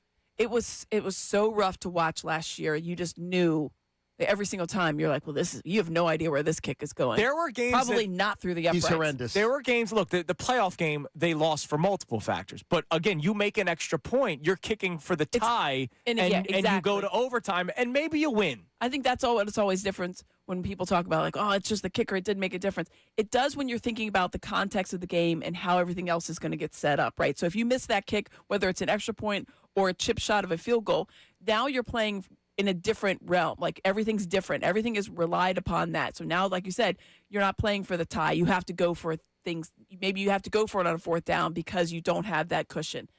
Kickers, it's like a backup quarterback. You just got to have a good one. Yeah. By the way, in the Super Bowl 2017 when they beat the Patriots, people forget that he missed an extra point in that game. Oh, yeah. And early in the game. Brady and Gronk had a chance to score a touchdown. Oh, I know. And then if they get the 2-point conversion. They took the lead in the 4th quarter. No, I'm saying the Hail Mary. Yeah. Oh, yeah, sure. The Eagles are up 8. You see that guy back there, you're thinking. Yeah. It's unbelievable. All right, number 3 is Chris Cooper, a plus minus. Do we even talk about Chris Cooper this year? The offensive line coach, like, obviously he's replacing a legend. We're talking about him, there's trouble. Right. Or we're talking about him saying, wow, we didn't really miss out. We're talking about him, there's trouble. Yeah, I feel like if you have a good, the offensive line improves, you're going to talk about the health of it. You're going to talk about how everybody came back and everybody's back to being what we expect. I don't know that you're going to attribute a successful offensive line return to the new coach as much.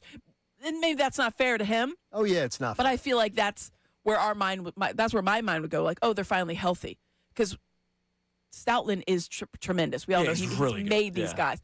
But he already made them, right? Yep. These are guys that are already in the system. Cooper's not coming in with. But it's a new system. Right, but these aren't players. We're not reinventing the wheel with the techniques about pulling. You know what I mean? Like it's still offensive line play. This isn't 10 years ago where he doesn't have to groom Jordan Mailata, and 5 years ago when he doesn't have to groom all these guys, Cam Jurgens and Landon Dickerson. These guys have been in that kind of offensive line system. So though it's not fair to him, if they're playing well, you probably won't mention his name. If they're not playing well, his name might come up. All right, number 2 is more of a post-season, like an off-season question. It's who's that first offensive domino to fall in terms of money freeing up because, let's face it, you have to start preparing to pay the defense. Yeah. Could be Lane Johnson retiring. We've talked about Saquon today. Who knows how many years left? John thinks this could be. You're not saying it is. Well, the way his contract is structured. Could be his last year. Yeah. Dallas Goedert. We've been talking about moving on from Dallas Goedert for 4 years now. I've never found anybody to replace him. Not that we're trying to kick him out. It's like, when are you going to get the cheaper option, which you think you finally have one? Yeah. So there's a lot of players where you're going, all right, you're going to have to free up money somewhere. Yeah, I would think the offensive line is where my mind would go. I would think so, too. There was 2 of them who have contemplated retirement. Yeah. Pretty openly. Landon Dickerson and Lane Johnson. Yeah. And Lane Johnson for reasons of the fact that he's been playing as long as he has at such a high level. I think he wants to keep coming back, but the body does tend to wear down. And then Landon Dickerson because he's had all those injuries and they've been really tough. We all watched that last year and how tough they were. And these guys play through a ton of stuff. Yeah, of course. A ton of stuff. And you could just tell. It was like, not as a sidebar, we all got that release from the Flyers at the end of the season. And you saw everything. All the injuries. Yeah. First thing I thought, I was like, I would love to have seen because it stacked up with everyone on the offensive line dealt with because it was going to look something similar. not just their single injuries at the end of the season, but what they dealt with all year. Yeah. So I think that probably Dallas Goedert is a choice. I feel like that's not enough money. You're going to have a little bit. That's small. a cheap contract right now comparatively to what you're going to need to pay some of the guys on defense. So you're going to have something that's a little bit bigger, and those offensive linemen have some decent sized contracts. And then number one is what Derek Gunn said to us a couple of months ago, that the Eagles are maybe quietly setting up a prove-it year for Jalen Hurts. And that's the number one question for me. Does he answer the bell, right? Your number one question, that was where I got into this. His number one question about the Eagles is Jalen Hurts. Because he's the quarterback of the Philadelphia Eagles, yes. Yeah, I don't not the offense as a whole, Jalen more specific. Well, that's where it's going to start. Yeah. You know what I mean? Like it's going to be it's football. It's the quarterback. We're always going to be talking about the quarterback. This is not me saying it's not going to play out well. I just can't even imagine that you'd look at the Philadelphia Eagles and say Jalen Hurts is your number one question. If the Eagles are setting it up to be that way. I feel like you asked me this question last week, and you're like, what's the number one, position that you would have, like, that you're like, I want to see how they're going to do. And I said safety. You're like, not quarterback? And I was like, oh, yeah, no. Safety's still number one for me. Safety's a big potential black hole. It's like you guys know where I'm going with my next question. Okay. This is preseason. Do they add a safety? Yes. Or is this the roster? Yes. Who? They add somebody off of who it is a veteran cutdown. That's not good. Why? Well, how do you know? You don't know who the player is yet. How do you say it's not good? I get, you don't want to. You don't want to scrap. Remember, they did trade for CJ a few weeks prior to the season. Some of their best acquisitions have been guys who joined the team, which is like after to Austin's point that they looked at everybody in training camp and thought, that ain't gonna cut it. Well, yeah, and we also said that about the cornerback 2 position last year, and they never added. Well, no, they added tried. Random people. Ja'Cory Bennett, Jair Alexander. There's a bunch of guys. People that retire. I don't want to do this anymore. But I wonder, is there another roster addition? I'm not talking roster addition like depth. Are you talking about like a bold move? Like a trade? A guy that you go, he can start safety for the Philadelphia Eagles. And, that would be a bold move. And stop the Cooper DeJean thing. I don't believe it. The 3%er in base packages. Well, I think you're going to see that no matter what. Vic Fangio has talked about it numerous times now, that he has said he wants to use Cooper DeJean in the base defense as a safety. Right, but they're in nickel like 95% of the time. Right. So I feel like that's going to still be a thing, but you need to have somebody else. I think they make a trade for it.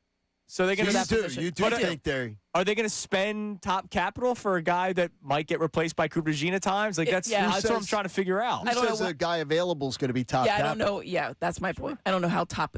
So you think they're adding a safety still? I do. I would think that's been a concern for you. You just listen to how they listen to Fangio talk about it. He's like, well, Epps is kind of our guy. Like he's not sold on any of these guys. We got Michael Carter there. He mentions names, which is great. But I feel like he just isn't sold on any of those guys. He wants a prove it year or prove it practice. Yeah. He wants to see it. He does practice. We talking about practice? So, yeah. We're talking about practice. Not a game. Good work, Austin. All right, coming up next, you'll hear the show reset to start the hour. Earlier this hour, I ripped national writers that don't pay attention close enough when they make their claims. Uh-huh. Next segment, we ripped the readers. Uh-oh. Because there was an article that was posted yesterday that people were thrilled about. Okay. And it shows they didn't read a second of it. It's Kincade Salciunas, 97.5 The Fanatic. Now on 97.5 The Fanatic Sports Update. Sweeping away the Padres. I'm Austin Jones with your Fanatic Sports Update. The Phillies swept the Padres in the season series, going 6-0 against them this year. Don Mattingly is currently 24-10 as their interim manager. But yesterday, the win was behind an offense that finally scored over 4 runs in the first time over 2 weeks. And Zach Wheeler looking like an ace. He spoke postgame about how he's starting to feel a little bit like his old self. Honestly, I haven't weighed in a while, so I don't know. But, yeah, I do feel a little more in tune with my body. And you got to throw. You got to go out there in this pitch, and it'll come. You always got to keep that in the back of your head. So keep that confidence. Just build off each start. Take the good, take the bad, and just move on. Today, the White Sox come in town for a weekend series. Jesus Luzardo is on the mound versus lefty Anthony Kay. First pitch is going to be for 6:40. With the page now turned away from A.J. Brown, the Eagles are going to be focused on minicamp, which takes place on June 9th and 10th this coming week. And it's going to be about Jalen Hurts and how he develops talent around him, per Zach Berman, who joined Kincade Salciunas earlier this week. The Sixers hired Mike Gainsey, and he will have his introductory press conference on Monday, June 8th at 10 a.m. And sticking with the NBA, the Spurs are going to look to even the series against the Knicks tonight as they're currently down 1-0 in the NBA Finals, with tip-off being at 8:30 right here on the Fanatic. This update's also brought to you by Summit Racing. Rev up Father's Day with Gearhead. It's gifts from SummitRacing.com, or give a Summit Racing gift card, plus enroll in the rewards program to get more power in every purchase. I'm Austin Jones, the home of the NBA Finals, 97.5 The Fanatic and the Fanatic app.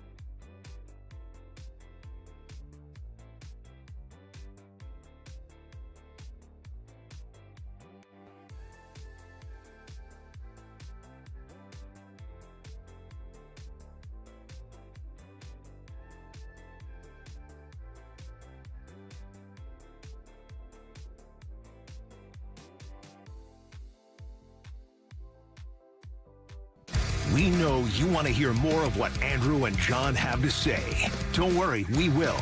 But first, let's hear what they got into earlier today on Kincade and Salciunas. Opening question for you today. Are you someone that is more of an analyzer of the Philadelphia sports scene, or are you somebody that says, hey, I don't care. I just want them to win. That's all that matters to me. I will ignore everything as long as there is a W next to their name that day or that week. And the reason why I even think about this question is because last year, it pained me watching the Eagles play football.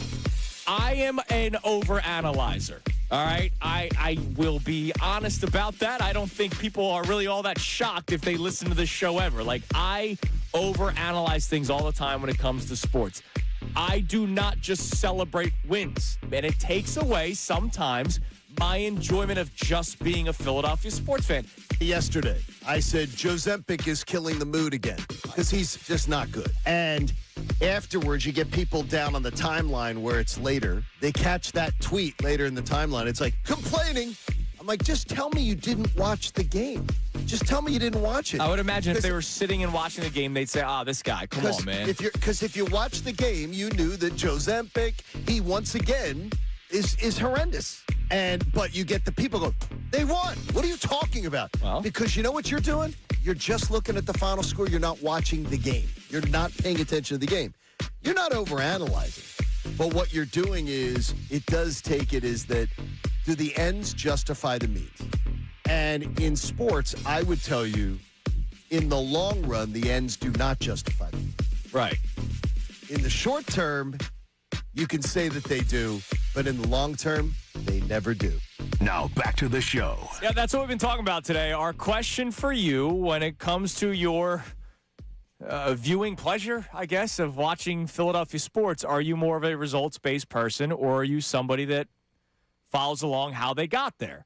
And earlier this morning, I told the wonderful story of going to the Phillies game with my 4-year-old yesterday and being able to just be a fan, like just the innocence of seeing the little kid that's like, oh, they're winning, and they're going to win again tomorrow and the next day. And he asked me if they got a trophy yesterday. I said, no, hopefully they get one at the end of the season because they have not gotten one in quite some time. Oh, so he was thinking maybe it was like a big game. Yeah, no participation trophies for Coop. No. And it was a big game yesterday. He heard about all these, things going on around town. They swept the Padres. Yes. So our question, and have the poll of the day ready, Austin. Poll of the day brought to us by Dr. Abaddon Appel and Iron Mountain Men's Health, is when you watch the Eagles or the Phillies or the Sixers or the Flyers, are you somebody that is just results-based? They won today, I'm happy. They lost today, I'm sad or pissed off.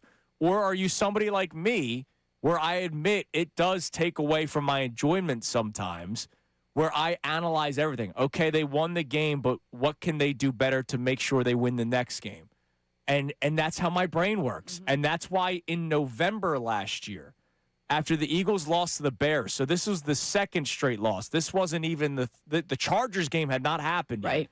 I said, I looked you in the eyes, John, after that Black Friday game. It was Monday morning. We're back on the air. We had a great time at the Philly Sports Trips tailgate. It was awesome. Great time. Freezing to death. But it was great. I looked you in the eyes and I said, dude, they have a 0% chance of winning the Super Bowl. Zero. And yes, you did. And look, can I say on June 5th that was probably a bit too harsh of a statement to make at that point of the season? Yeah, probably. I argued it with you. But they ended up losing the first round of the playoffs for the reason why I was worried. Yeah. Their offense sucked. They had no clue. The head coach will not take the reins when the offensive coordinator is struggling, especially when it's his buddy. You had turmoil with the wide receiver. You had offensive linemen that were banged up. We knew that they were hurt at that time. It wasn't like we found out later on they were hurt. Ago, no, they were hurt at that time. And so here I am watching the defending Super Bowl champions with an 8-4 record. That's good. 4 games over 500, and I'm saying they got no shot. Yeah. That sucks. But that's how my brain works. I get you. It's like the people. Look, the team is not played to the level that we thought they would. I believe they will hit much better over the next 2 months than we've seen them too. But I also don't believe this is ever going to be a really good offensive team. But they're going to be much better than they've been. They're never going to be at this level that they're at. One of the worst teams in baseball. Yeah. That's going to come around. Right. But how well will it come around? We'll see. So, Austin, what's the poll looking like? Brought to us by Dr. Abaddon Appel. It's still strong in the 9 o'clock hour. I mean, that's why we love them. You know it. So when you are watching games, are you more of a results-based fan or how they got there fan? At 55% is now how they got there, and at 45% is results-based. So it's flipped. I think a lot of you are lying, but that's okay.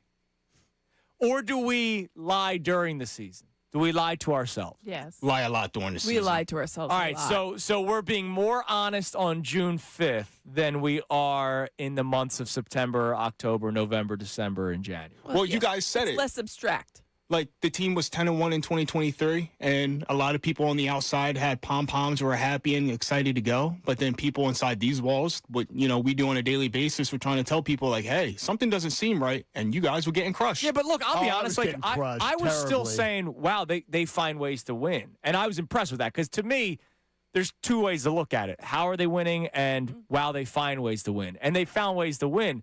Now, I was worried that defense was going to be so bad at some point, which it was, that they'd fall apart. But, I didn't see that 3-game stretch of, what was it, Cowboys, Niners, Seahawks? I didn't see that coming. And the Seahawks game was one that they threw away. That was the backbreaker. That one was the one. That was when you thought, there's nothing here. Like what? That's the game where they went. The Cardinals. Well, that's the game where they went rogue. And Yes. the game should have gone. If AJ and Jalen just did what they were supposed to do, they would have gone to overtime and had a chance to win. Yeah. And then Nick Sirianni saying, And he I said, wanted a pass.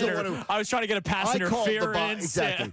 Nick Sirianni took the blame for them, which may be another one of the reasons God that he's bless so you. loved. But come on, we all saw that one. Yeah, Stop it. That was bad.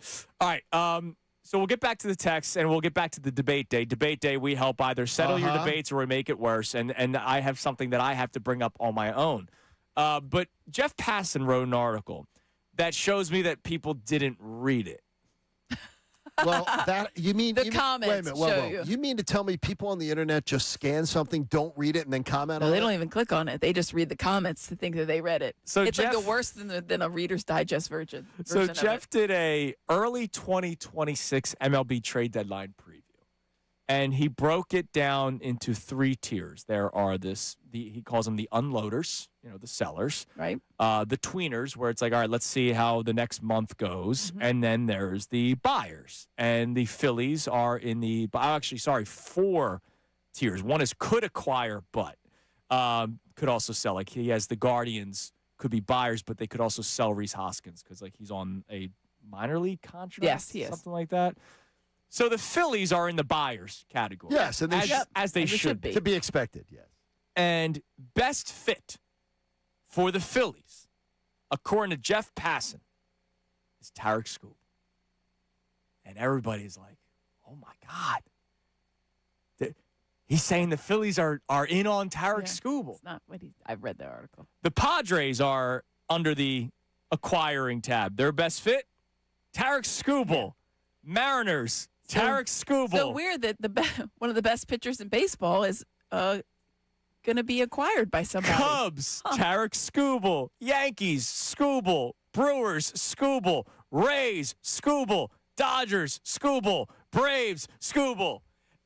But people saw just the Phillies one, Right, and they don't look at it. They're in on Tarek Skubal, and I don't think that's happening. I don't believe they're in on. His point is that the best player available that will be available because the Tigers are terrible and they're bad. Yes, is that and he's going to sign somewhere else, so you're trading he's for a moving rental. on anyway.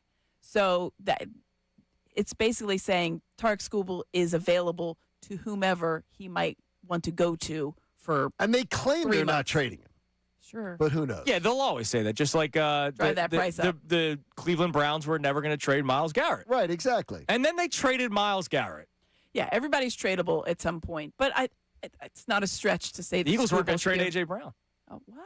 They didn't want to. They're going to regret it. Yeah. There you go. But he did write about some other players just to tie this up a little bit. Let's just go there for a second, though. Can you imagine that pitching staff? Oh, it'd be stupid. It would be stupid. It would be. Now, you could win 1-0 every game. Yeah, but the thing is that Could you? We saw it before. We would need to abolish the DH and have these guys hit because they actually might be better. They might be better than some of the guys. So he wrote, Ray Dunn's ears are going to perk up because I think Ray Dunn's been trying to trade for Taylor Ward for like the last 4 seasons. Easily. Oh, I like Taylor Ward. Taylor Ward is the name that he mentions. He's now with the Baltimore He's Orioles. also, I like Taylor Ward. Ward's name is going to be elsewhere in that article, too. In some other teams. In a couple places. He has, this one's interesting, Wilson Contreras. The problem is he bats right, but he plays first base or catcher or DH. Yeah, that's a little weird. Well, he's not going to catch. Right. He's more first base now, but he's not going to catch. He's not going to play first base, and he's not going to be your DH. Yeah, so what's he going to do? And by the way, Jason Stark said earlier this week with Unfiltered, stop doing the whole Will Harper move back to the outfield. He's like, that's not happening anymore. Both Harper and the Phillies believe his home now is He's a first baseman. And he's, look, defensively has been spectacular. Yeah. Would the team be better if he went to the outfield? Probably. But both parties, Phillies and Bryce Harper, are saying I think he's first been baseman. good this year at first base. I don't think he's been spectacular. The guy that's played how many seasons He's now been first good base? though. Yeah, he's really good. 2? I mean, seriously, has It's he been played two- unbelievable. Two full seasons? Yeah, I mean, for him Yeah. to pick up a good first first base like baseman. he has, He's a good first he's done a baseman. fantastic job. Yeah. And then lastly, this is an interesting name, Isaac Paredes, who is a third baseman. Okay, Plays tell for me the about. I'm intrigued by this one. Plays for the Houston Astros. Yes. That means Alec Boehm gets traded. Gets traded or released? I think he has a traded. viability Yeah, trade. traded. I don't. They would Who's not trading for Alec Bohm? I can't imagine. Oh, they're there's gonna, somebody. Yeah, they're not as, going to. as an expiring They contract. won't outright release Alec Bohm. There's no way. They His- waited till this his year to do youth- Taiwan Walker. His youth will work in his favor in this regard. Yeah, Someone says we'll give him a 2-month test drive and see, and then pretty much. Yeah. maybe give him a 1 year. Now Paredes is just a 238 hitter. Yes, but That's better still, than though. Bohm right yeah, now. but he can But- pick it though. Yeah, and he can hit a little bit. So we'll see. Okay, he definitely can hit more than Bohm. I think Bohm's the And third which side of baseman the of plate does he hit on, Andrew? Right side. Hey, See, there it you is. go. So does Alec Bohm, but he can't. He has no pop. I said, what right? side of the plate did Paredes he hit is on? Paredes is the pop. He's got 8 home runs. It's more than Does Alec he really? Bohm. Yeah. Okay, now I'm off on that. I would have thought him like 3 or 4. Okay, that's not bad. Alec Bohm's got 6. No, I'd take that. He's got 2 more. I'd take that. I don't think Bohm gets moved. I think No, Bohm. I don't. I think They Bohm tried is that. You guys really Try don't. I don't. No. I think They Alec tried Bohm is that. the third baseman of the Philadelphia Phillies for the rest of the 2026 season. And then, like I Okay. did with Furkan Korkmaz and Tobias Harris, I will pop the champagne bottle. The day he's gone, day you'll he's- pop the champagne. It'll be Alec Bohm day. Yes. All right. I've been wanting to move on from him for 3 years now, so this is nothing new for me. Okay. Yeah, you have said that. Yeah, I've been done. All right. But that's okay. Austin, before we get a debate day topic from you, this is a debate day topic nationally, and it's incredible that I heard Middays with Marks talking about this yesterday. I've debated this with friends for years. Johnny Marks was out on Monday because his daughter was graduating from pre-K. Yesterday, and I'm going to say this very clearly so that nobody takes anything the wrong way. Because that never happens. Because I'm talking about family here. Yesterday, I was at my nephew's, I think it's daycare graduation. He will be going to pre-K. Daycare graduation. And look, it was a beautiful ceremony. The kids are great. I love my nephew. I will Ceremony. my nephew Bash. He's my boy, man. Like we're buds. You love this kid. And I think one of my favorite things. Good celebration. They had all the kids on stage say what they wanted to be when they grew up, and a couple of them were like doctors, baseball players, firemen. My nephew goes the Hulk. Okay, that's Yeah. cool. You know what? And I was like, you are the coolest kid up there, Dream bro. your dreams, guy. And you know what we did after he got off the stage? I Hope said, you got him some Hulk hands. I practiced Hulk smashes. I put my Good, hands there out. you I go. said, hit the pads, bro. Let's go. I love be the him. Hulk. He's the best. It's a great. That sounds and like a him and Great dream. Him and Coop are like this. So like I'm when gonna he go ahead walked and up say- on stage, Coop was chanting. He might be the Hulk. Okay, get to the Might be. story though. I The think debate. it's crazy that we as a society have, and I am a father, Right. so I'm not speaking as the Right. childless guy. Right. Right. It's crazy that we are having all these graduations. Yep. It's insane to me. Yep. It's Billy Madison. Billy passed the first grade. Oh, what a wonderful day. Yes. And then they did it for second grade, third grade, fourth grade. Why are we doing this? Why Because- as a society? I'm not blaming my family for inviting us. I'm saying society. Why is this a thing? Because of these. Because of phones. Because of social media. Because of, I don't know. I think it's keeping up with the Joneses. It's like type just, of but I vibe. mean, like, Me? we're now it's graduation, Austin Jones. graduation from nursery school, graduation from pre-K, graduation from kindergarten, graduation was is Elementary high school. school or college. It's like, and look, I had to go do them all too. Yeah. We only invited two, by the way. Christine and I would be like, if the grandmothers wanted to come, that was it. We never invited anyone to them. I'm not upset On by purpose. I heard John and Sean talking about it, though. John and Sean were talking about the topic yesterday. Yeah, but And said- to be very clear, I was not no, upset. I got you. invited. You. But John and Sean talked about it like, it's like, look, and I said, we did not invite anyone ever. It was just if the grandmothers wanted to come, that was great. Yeah. But that was it. I'm just surprised that it's become so. Are you No, you're not. surprised? No, you're not. We celebrate. We take away everything that's special and make it not special. We've taken something that's special, that's a real accomplishment, Yeah. and we've made it into, well, now we make graduation about everything, so it's not special anymore. So we give kids 6 graduations because we want to. I'm trying to remember. Because we want to. So me personally, what my schools did, 6th grade graduation, going to middle school. So going from 6th grade to middle school. But I didn't do 3rd to 4th, even though I was going to a different school. Yeah, I was in the same boat with you, Andrew, because we're in the same class. Did We you go went to middle high school together. Did you go middle school to high school graduation? I don't believe that we did. I think there was like an end of the year party, but I don't think there was like different. It wasn't like you're different. on stage and That is different. Yeah, I remember doing the middle school one. We went from 6th because we went 6th grade, and the middle school for us was 7th and 8th, and That's then you what went we into did high school. too, yeah. Okay. Yeah, So a you lot went of people have the 6th grade middle You school. had an elementary school graduation. Yes. Okay. And that's Or what grade and, school, and I whatever. still remember I got my 6th grade diploma. I made it, Mom. I made it, Dad. 6th grade You diploma. made what? And there What was did you make? There was you a fogged a mirror? Wait, hold on. There was a gift certificate. Yes. Oh, this is Inside the great. diploma from the what? school Oh. to Joe's Pizza in That's Mullica Hill, New nice. Jersey. Wow. I did not see it until I was a senior in high school. I don't know why I Did randomly. you use the coupon? There was no expiration That's date. awesome. baby. buddy. So I went, I'm driving. I had no money. I was a senior in high school. And I was like, That's better than finding a I was like, 20 in hey, your can pocket. can I use this? And they're looking at it. They're like, well, Why not? There's no expiration date. I was like, Perfect. yeah, I graduated 6th grade 6 years Okay, ago. they should have taken a picture of that and hung it on Yeah. the wall. I would give you extra stuff because of that. I would too. I'd be like, here, The appreciation value. for It years. was awesome, man. Joe's Pizza in 3 I Mullica kids love Hill. that. Now, my favorite Joe's Pizza is in Broomall, but I get you. Is there a Joe's Pizza in every town? Probably. Probably. It's like Joe's and Nick's, right? Yeah. Yeah. I think so. All right. So yeah, That's amazing. There's just too many is we've made, but it's the social media is the reason. And look, and I heard John Marks talking about this yesterday. He's not going to miss one of them. I'm not going to miss one of them. I didn't miss. Every one I of did not Coop's miss things one. I'll be at. I did not miss one, but I did say, "Oh my gosh, what are we doing? Yeah, we have this. What are we Still doing?" going to go. We have So they're this going to today. have them. Yes, Supply they- and demand. All right, what do we have on the debate day topics on the Davis Honda text line? Feel the Davis difference by checking them out in Burlington.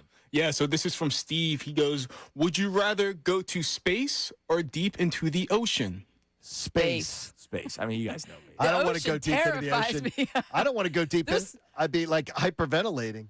I'd be ocean, hyperventilating. You wouldn't be hyperventilating in space? No, I'd be much Like, more if I like- was underwater. The much more. I think Underwater. things could equally go bad in either Oh, yeah. No, scenario. because if you were could be- underwater, you're in you it. could be in real trouble either way. No, I'm not doing it. Because the pressure of going deep underwater and then the obviously thing- is really big, and then obviously in space there's no atmosphere, so that little your spacesuit comes off. I want to be abducted by aliens. I have told Oh. John this numerous. Oh, have you not heard this? No, I have Yeah, he not. wants to be. And I purposely say it on the radio so that. So they know. And he's put it willing to out be there into the probed. words. Yeah. He Oh, said that's he's willing to be interesting. probed No, I am willing to test Interesting their side. drugs and their booze, and they can test our drugs. and be probed. I believe, Amy, when the time comes, because it will happen. It already has happened. Yes. It has already happened. Aliens do you aliens are walking beside us as we speak. That's just AI, John's bro. an alien for all I know. Okay, well, it'd be hard to discount. When the time comes when we're building our allies, because you got to have allies, you know. In this intergalactic Absolutely. war we're Oh, having. yeah, Of course, absolutely. yeah.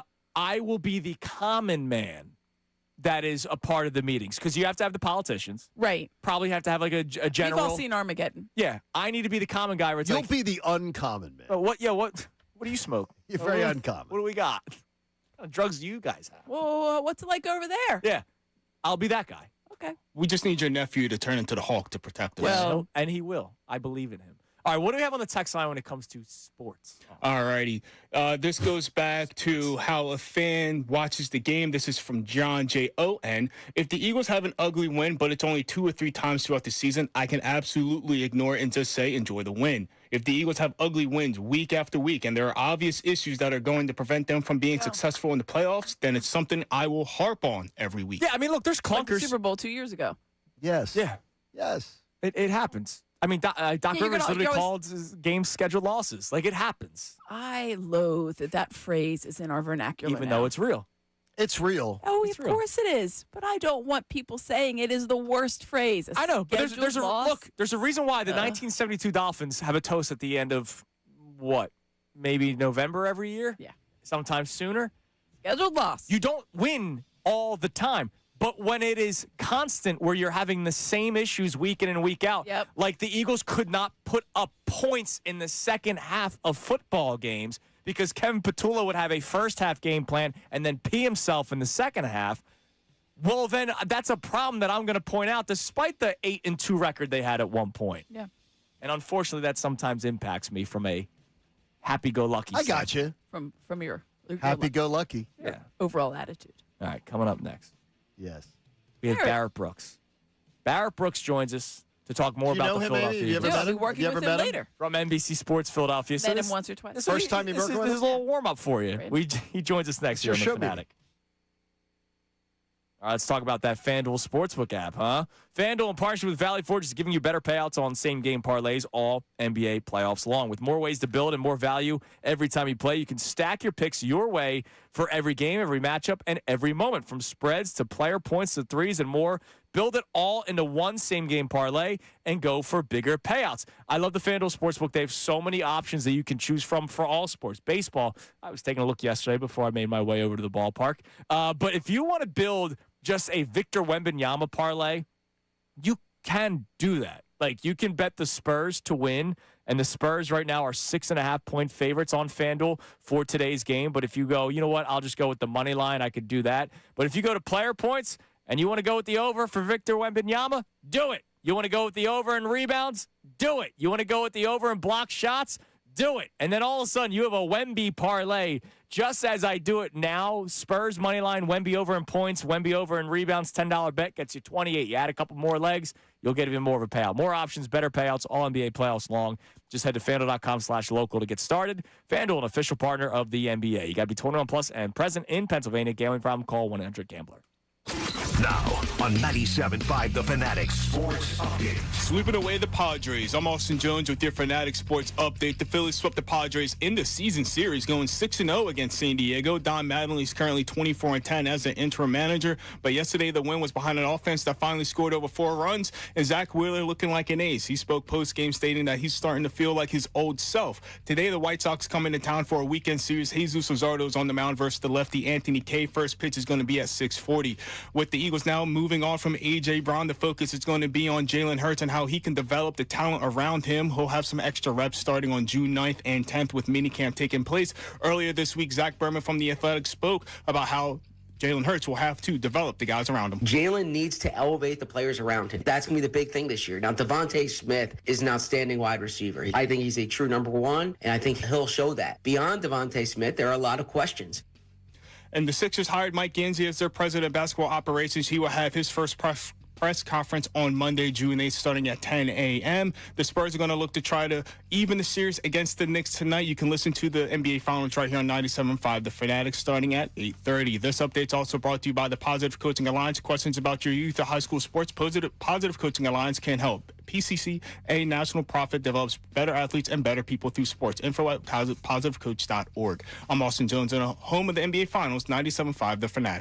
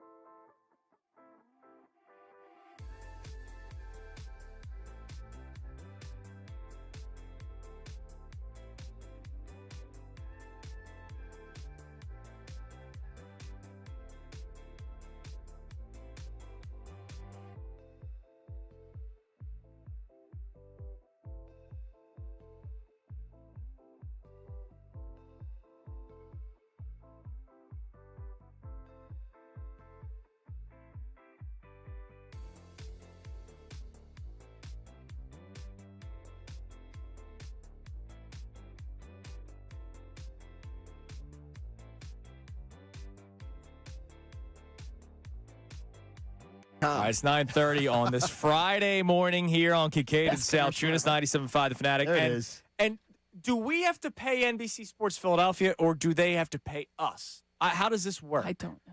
Because how does this work? I don't way know. above my pay grade. We have you on in studio for 2 hours. We had Dave Zangaro on earlier today. We're all here out of the goodness of our heart. And now we're about to be joined by the great Barrett Brooks. I mean, Barrett, like, do we invoice you guys, or do you invoice us? I think it's a 2-for-1, right? You had 2 on, and so you get the one, but they throw in the third guy free. Oh, okay. I like that. I'm a fan of a good deal. I'm the free person in What's this going on, scenario. Barrett? How are you, man? No. I'm the free person. I am definitely the free person on this. If it's free, it's me. Well, Barrett, today's been a day where, believe it or not, we're focusing on the Philadelphia Eagles post A.J. Brown. We have not been talking too much about A.J. Brown, but who? Yeah, exactly. But the obligatory question, because we have not had you on since the trade happened, your thoughts on everything that went down now that it is over, your thoughts, and of course, what it could look like moving forward without A.J. Brown with the Eagles offense. Oh, man, I'll tell you what, you just said a lot in just that sentence right there. We used him for 4 years. We got his 4 best years from, what I think. I mean, because, of course, everybody say, he might have lost a step. Well, I'll tell you what, for this first year, at least, he'll find that step. Believe that, just from who he is. And, and it's one of those things where we got 2 Super Bowl appearances, 1-1. We got all-pro, play from him. And it just, I think it just ran our course. I don't have any ill will or bad feelings for A.J. A.J. was a great player. And then, anytime I was around him, he was a great guy. And you ask a lot of guys on the team, he was a great guy. He's just one of those guys where his ultimate goal in playing football is not like mine. Like when I played, I was just happy to play, and I worked my butt off to stay on the field. His ultimate goal is to go to Ken. His ultimate goal is to be a Hall of Famer. So he can't be a Hall of Famer with the stats that he has being here in Philadelphia, or so he thought. So he wanted to go somewhere where, he could, flourish and, fly like a peacock, I guess that's what, he was thinking. So he left. We got what we wanted out of him, and that's, saying great play. A lot of y'all were 5,000 yards, all the touchdowns and the performances that, we got from him. And they just parted ways. I think that's the gist of it. Barrett, if you were his teammate last year and you were in some of those film studies and everything like that, how would you have felt about his performance, his focus, his attention to detail, and the fact that you would have known that he requested a trade after week 4? Well, I wouldn't necessarily worry about what he requested, the trade or anything like that. That's something that's out of my pay grade. And, you don't really, as a player, mess with guys' money. You don't talk about guys' money. So, he wanted to go somewhere else, and, he felt as though, that's what he wanted to do. So, that's fine. But in that locker room, I would say something about how he was playing, in that last game. That, to me, that was just a bad performance by him, and I expect more from him. And in order for you to be a Hall of Fame player, it doesn't matter what's going on off the field. When you're on the field, I need your all. I need 1,000%. And we did not get him that last game 1,000%. And there were times, where I think he did kind of play lax at times because he wasn't getting the ball. The offense wasn't going the way he wanted it to go. So that's something, as a player and, and on a team, you can say something about that. You could bring that to him and voice your opinion on that, and as a player, he would respect it or not respect it. It doesn't really matter. But you're messing with my check then. When you're not going full speed, you're messing with my check. You're messing with, my kids' means of income. You're taking food out of their mouth. So, we would say something about that. But, I mean, you have to be honest. A lot of the times on the field, he was just magical on how he played. He was a Debo Samuels type of receiver. He wanted to go out there and, basically just push cornerbacks around. So that's what he is. But, yeah, I think at this point, going forward, and you asking that, the latter part of that question you asked me, what do we see going forward?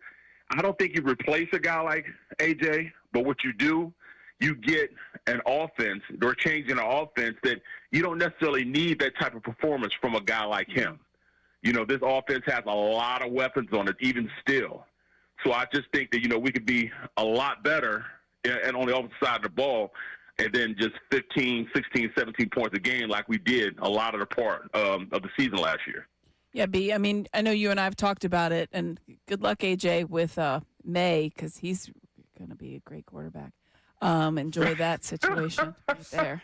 Cool, whatever, eyebrows. But Mekhi Lemon is a guy that you are so high on. And I think that the one thing that I think people need to be kind of cautious of, it's not going to be a one-to-one replacement, right? It's not going to. Right. Mekhi Lemon's not going to be just. He's not A.J. Brown, but he's going to be such an important part of this offense. And you had a great breakdown tape on him about what he can do because of the style of the offense that he played at USC and what he's going to be able to do here. He is a bigger receiver, but I think that just kind of tell people what your expectations are, because it's not a one-to-one replacement, but it's still a replacement as far as production. I'll tell you what, you know, just from an off-the-field vantage point, he's going to be Mr. Philadelphia as far as what his production is on the field. What he brings to the Eagles is a tough guy. A guy that's going to go out there. He wants to be the best player on the field also, unlike, you know, just like A.J. was. He wants to go out there and dictate his tempo on how to play. And what makes him fearless. Like, he's going to go in the middle of the field. He's going to catch balls in the middle of the field. He's going to try to go out there and dig out safeties, you know, so we can run the rock. He's going to do the little things that you would say, like, to me, I equate him to a fast Hines Ward. You know what I'm saying? A fast Hines Ward. You know, I mean, we know Hines was slow as pond water, but still, you know what I'm saying? Good hands, though. You're not going to find a guy Good hands. more intense than play. You know, he's going to catch every ball you throw to him. He's going to get open when you need to get open on. He's going to go out there and really just be a factor in the offense. Whatever you ask him to do, he's going to do it. He was my number one ranked wide receiver in the draft, even ahead of the kid from Ohio State. I just thought he was more together, more game ready than any other receiver in this draft. So when we had the opportunity to pick him up, I'm like, what is Howie doing? He must say clean living, whatever it was. But for us to just trade up one spot to get him was amazing. You know, I mean, that was amazing the way he was able to do that. So we get, once again, our number one rated number one rated player, just like we got, you know, Mitchell. I couldn't believe we're going to get him. He's the number one cornerback on my list. Well, this guy's the number one receiver. I just think he brings a lot to the offense. He's going to open the offense up, get the tough yardage that you want, the tough catches in the middle of the field. And even, you know, with his size, he's going to go up and get 50-50 balls. So, you know, he's going to be a good player in this offense. And I'm really anxious to see with Sean Mannion, how he controls the offense and how he pushes things forward. You know, it's going to be run heavy. You know, all the different sets, all different motions. You know, this is going to be good for me, you know, watching from the outside, just like everybody else.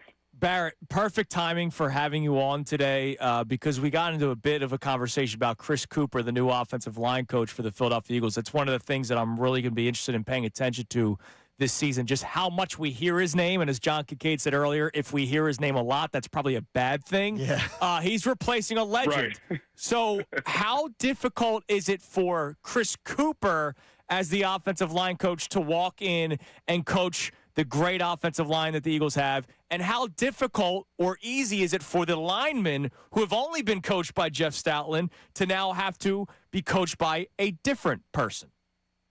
Well, they closed Stoutland University down. It's not accredited anymore. And I thought, you know, coming in, Coach Cooper coming in, he was at the junior college status, you know, at this point. But I think he's going to be more accredited as a college, you know, before he makes that next step to university status.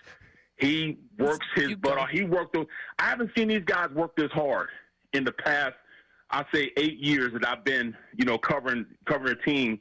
You know, he worked them so hard. They rarely got a break. And I know he was just breaking in these young guys and a couple senior guys, you know, what they're playing, like Jordan Mailata and Cam Jurgens. I have never seen them sweat this early in a season. I mean, these OTAs, they got at it. They really went out there and learning how to run the offense the way it's supposed to be run. And when I say offense, I mean the running game. This is not an overpowering type of run game that we've seen in the past. You know, when you had, you know, they selected guys that were big because they wanted to, all right, put a hat on the hat and drive and impose your will on guys, double team and open up holes that way. This is totally different. This offense was customized with guys that are smaller, athletic, and move. They want to distort the defense. You know, they want the defense to move. So you're going to block an area as opposed to blocking a man. Somebody comes in your zone, yeah, you'll maul them then. But if you're zone blocking and you're going out and you're displacing the defense, it gives the running back a better sense of where the hole's going to be and setting things up, because guys have to get on their horses and run as a defensive lineman as opposed to trying to just stop right there.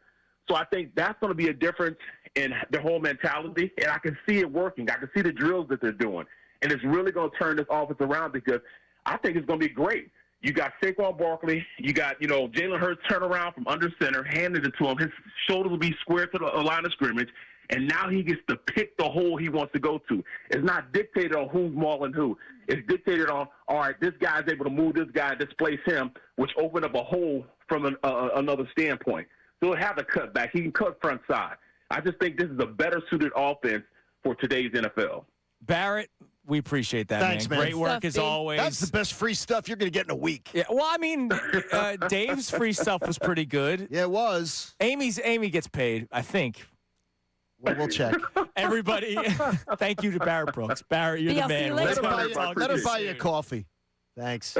Thanks, Barrett Brooks. I'm telling you this. What I love about Barrett Brooks, and when I watch, whether it's watching Birds Huddle, whatever it is I think he's one of those ex-players who doesn't feel they have to use a lot of terminology that shows you how smart they are. That he explains things, especially that really make it that everybody can understand it. It's my favorite time of when we have the shows leading up to the NFL draft, and he gets really involved, and he has guys that he wants to break down, and he'll spend hours up there. And when you're watching the tape with him, you find, to your point, John, you're just like, yeah, I can see what you're talking. He's not talking about like he hit the XY gap. It's like you don't have to like, do that. Hey, he hit this here. He'll tell you what it is, because obviously he knows as an offensive lineman, he knows all of that stuff. But it is really great to hear when he has. That's I always tell him. And like, he's that's also his best a stuff. great person. Oh, I've had a couple of cocktails in my day with Very Barrett. enthusiastic man, and he's a good time. All right, coming up next, we have Ask Me Amy thing. All right, so send them in now to Austin 610-632-0975 to the Davis Honda text line. Ask Me Amy thing. We close out the week every single week. YouTube, I'll handle your questions. By the way, YouTube is debating whether or not duck is good. John and I literally had this conversation off the air. How did that come up? I mean, it's don't crazy know. on I didn't YouTube. scroll far enough. They're talking about it was Ask Me Anything question. So I don't know if we want to drop it here or there, but they're talking about proteins. Okay. Wow. All right. That's crazy that came up. We were talking about, I love eating duck. We'll get into it. It's delicious. Hate All it. right. Ask Me Anything comes your way next year on the Fanatic. And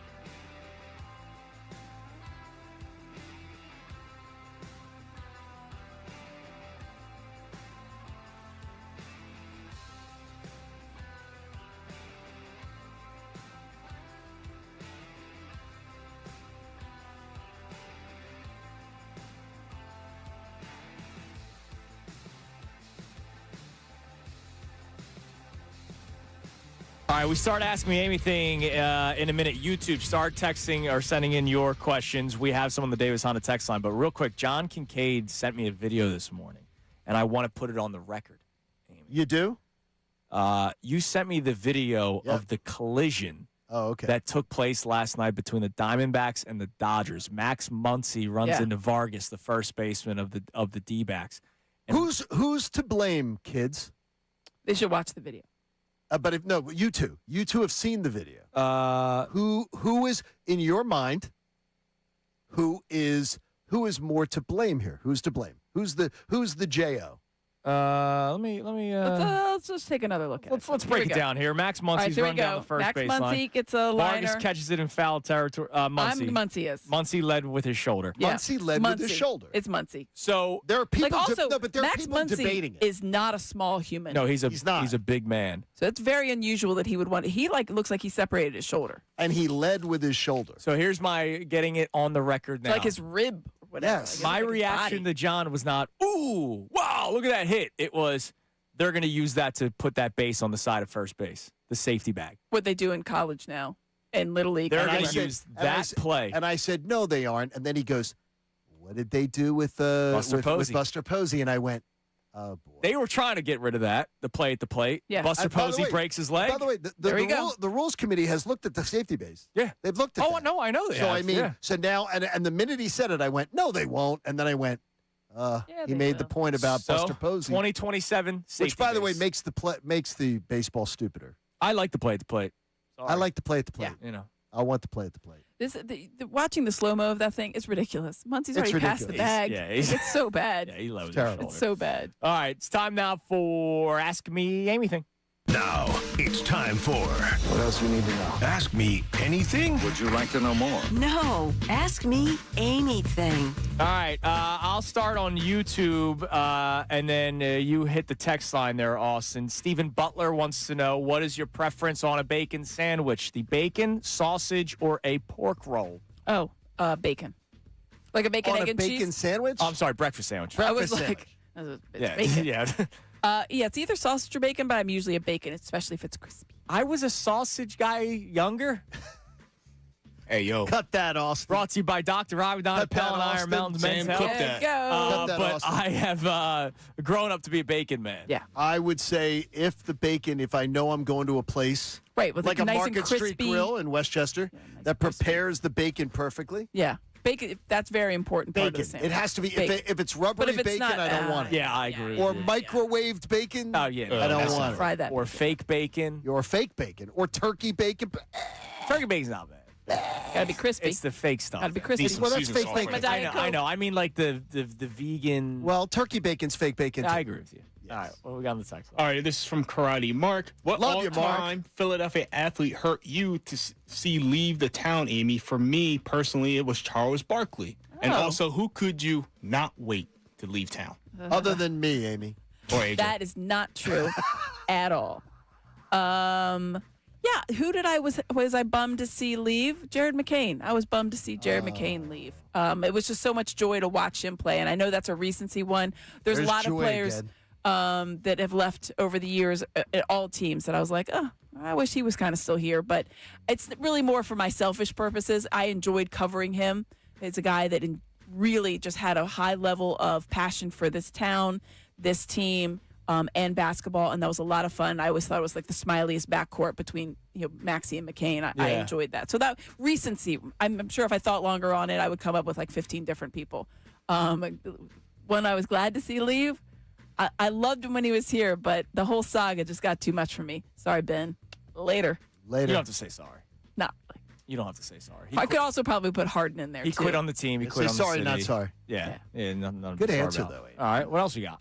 All righty. How frustrating is it to see Karl Anthony Towns playing great basketball knowing that Joel Embiid used to kill this guy whenever they used to meet? Yeah, I don't know. I don't have a lot of hate for Cat because he was owned so long for playing against Joel.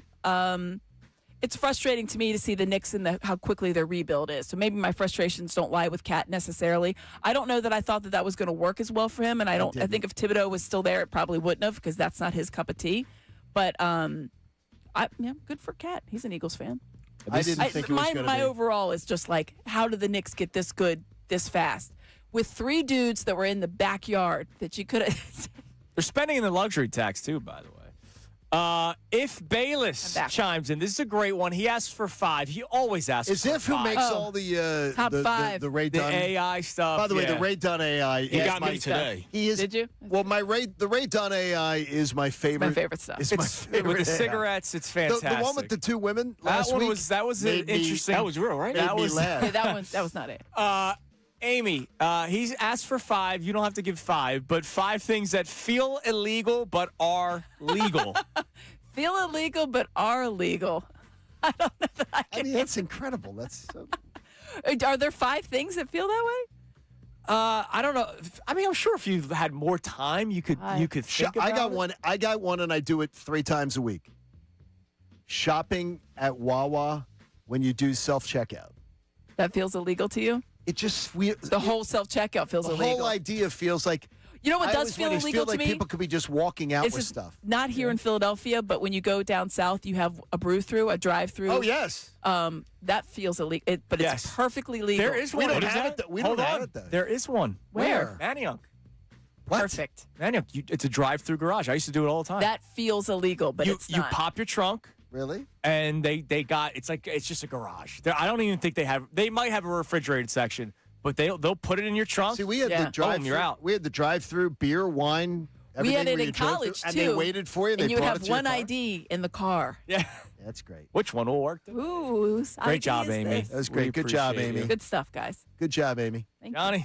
Let's find some good joy in the weekend. That's some real good joy. Joy. Have you want to find some joy? No, I've found my joy. You have joy? I'm gonna pay. Yeah, I have a lot of joy. I'm gonna have a lot of joy this weekend. I don't. We're gonna have a lot I'm of gonna joy need to this find some weekend. more joy. Gonna find a lot of joy this weekend. Lots of joy. I hope everybody promise. has a great. I hope everybody has a great weekend. We hope they do too. I'm going to Pittsburgh. Yeah. Enjoy. Hey, and seriously, I hope Christina enjoys the sloth Playing with experience. the sloths. Sloth experience. Christina's going to go play with the sloths. Going to go see, and then if a little dinner at Altius. So it should right be there. fun. Right there on the hill. Perfect. On the hill. I know exactly where that is. Great spot. It'll be very joyous. It'll be awesome. I'm gonna smoke and take a nap. Everybody have a great rest of your day. I'll be on Bert's Huddle and Phillies all weekend. Everybody. Talk to you Tune in. Monday. See ya.